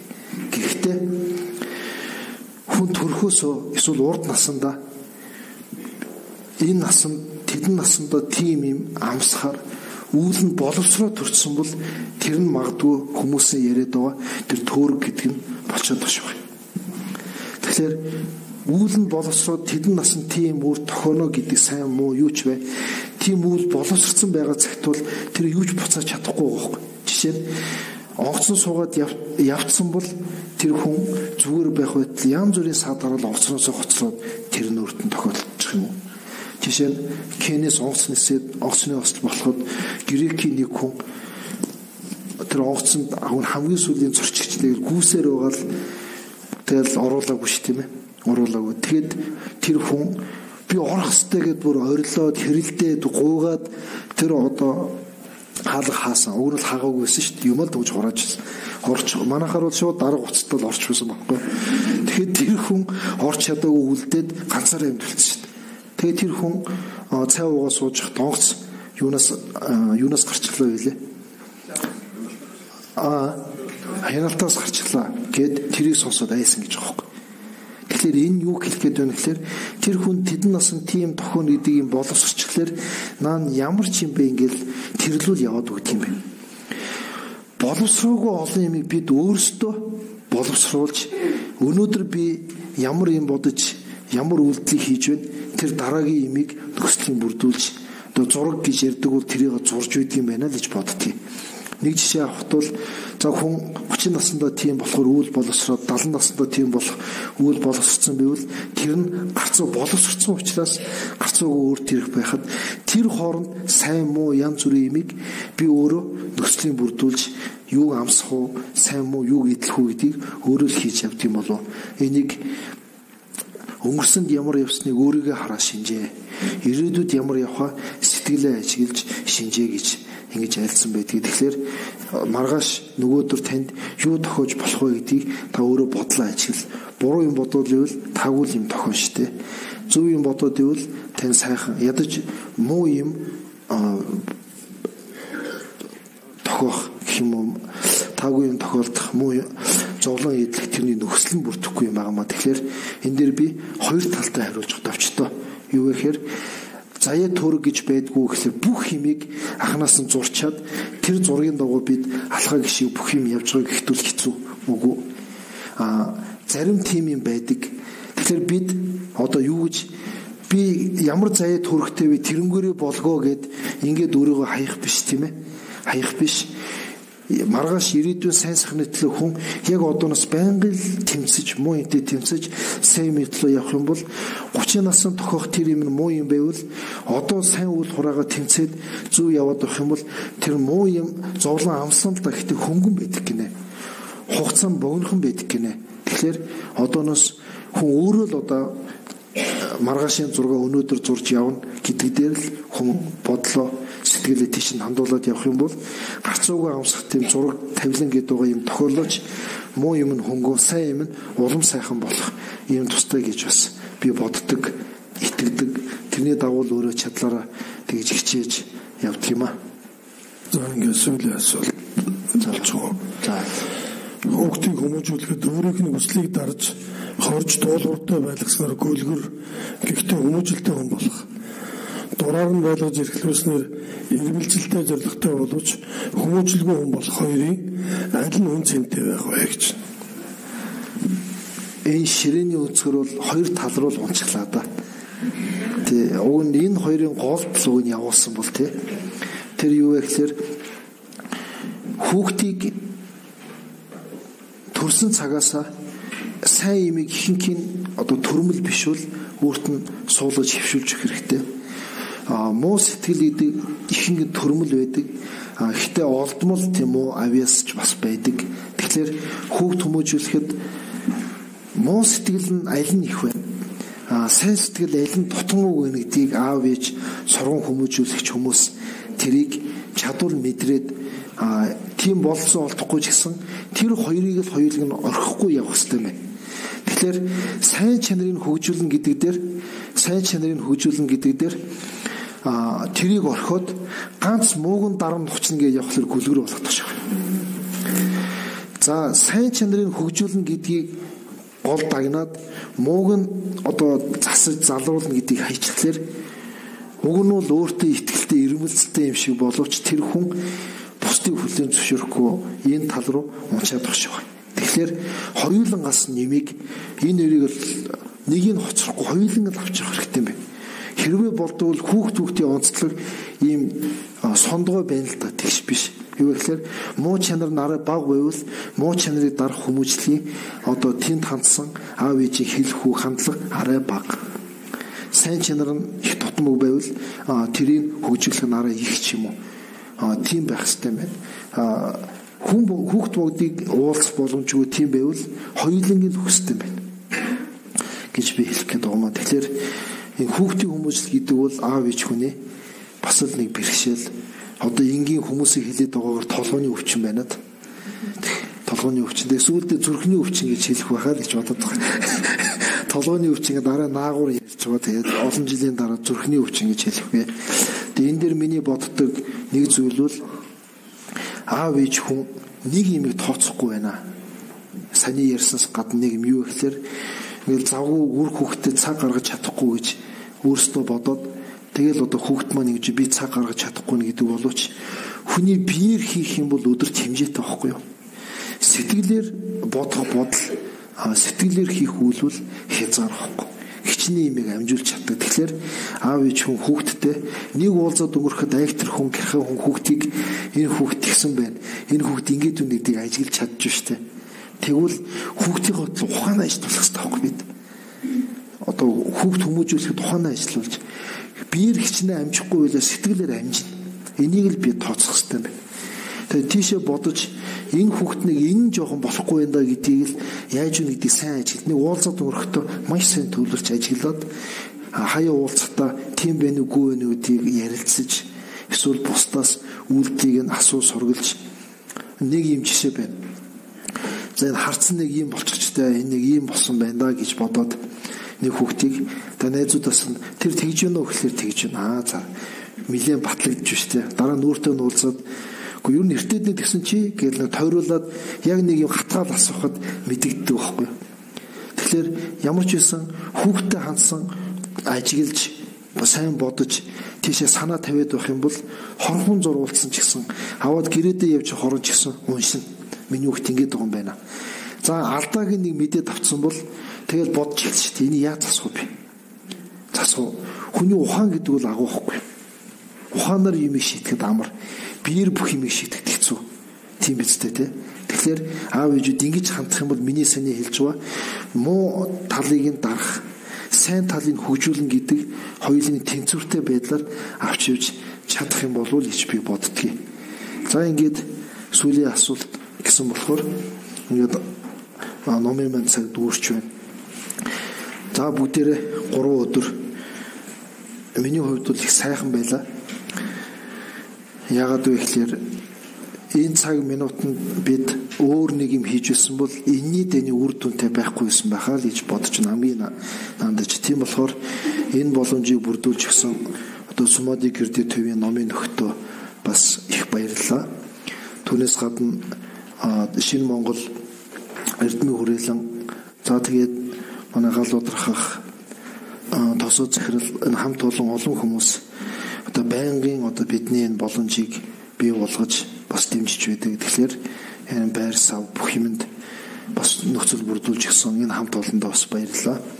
Buddha Production гээд олон жилийн өмнөөс би анх энтхийг явж байхад дийлэд очиод гүрстгуудаа анх таарч ирсэн. Тэгээд олон жилийн өмнөөс тэнд эдгэр хүмүүс маань бас номын их сайхан юм бичлэгүүдийг бас номыг хүмүүст хүргэж ингэж байдаг. Эдгэр хүмүүс ч гэсэн бас их тус усан. Тэгээд ямар ч тач энэ тус усан хүн бүгдэд их талархаад бид бүгдийн хураасан буйнаар өөрийн их усан эмтэн бүгд энэ зовлон тэр тусмын зовлон бий болгоод өгдөг муу сэтгэл түүний авьяас энэ бүдээс хурдан хагцаж чадахгүй мах тэр нь хүчин суларч эсэргээрээ сайн сэтгэл нь улам хүчтэй болж өөр болон бусдад дэдийн амгалан гохолтгой гэж буйна түнд зориулъя да.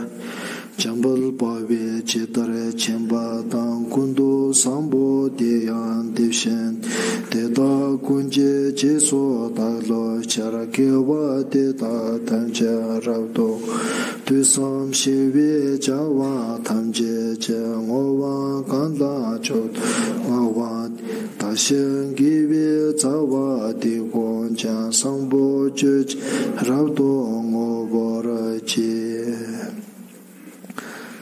За тэг хүрэлцэн ирсэн номын нөхөд та бүгдээ ч гэсэн их баярлалаа.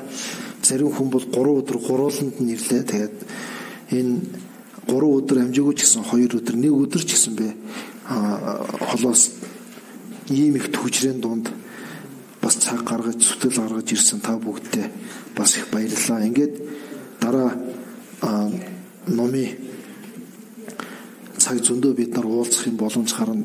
Одоо байгаагаас улам илүү ахиц гараад баяр хөөртэй дахин уулзсан ёроолыг бас тавья. За баярлалаа.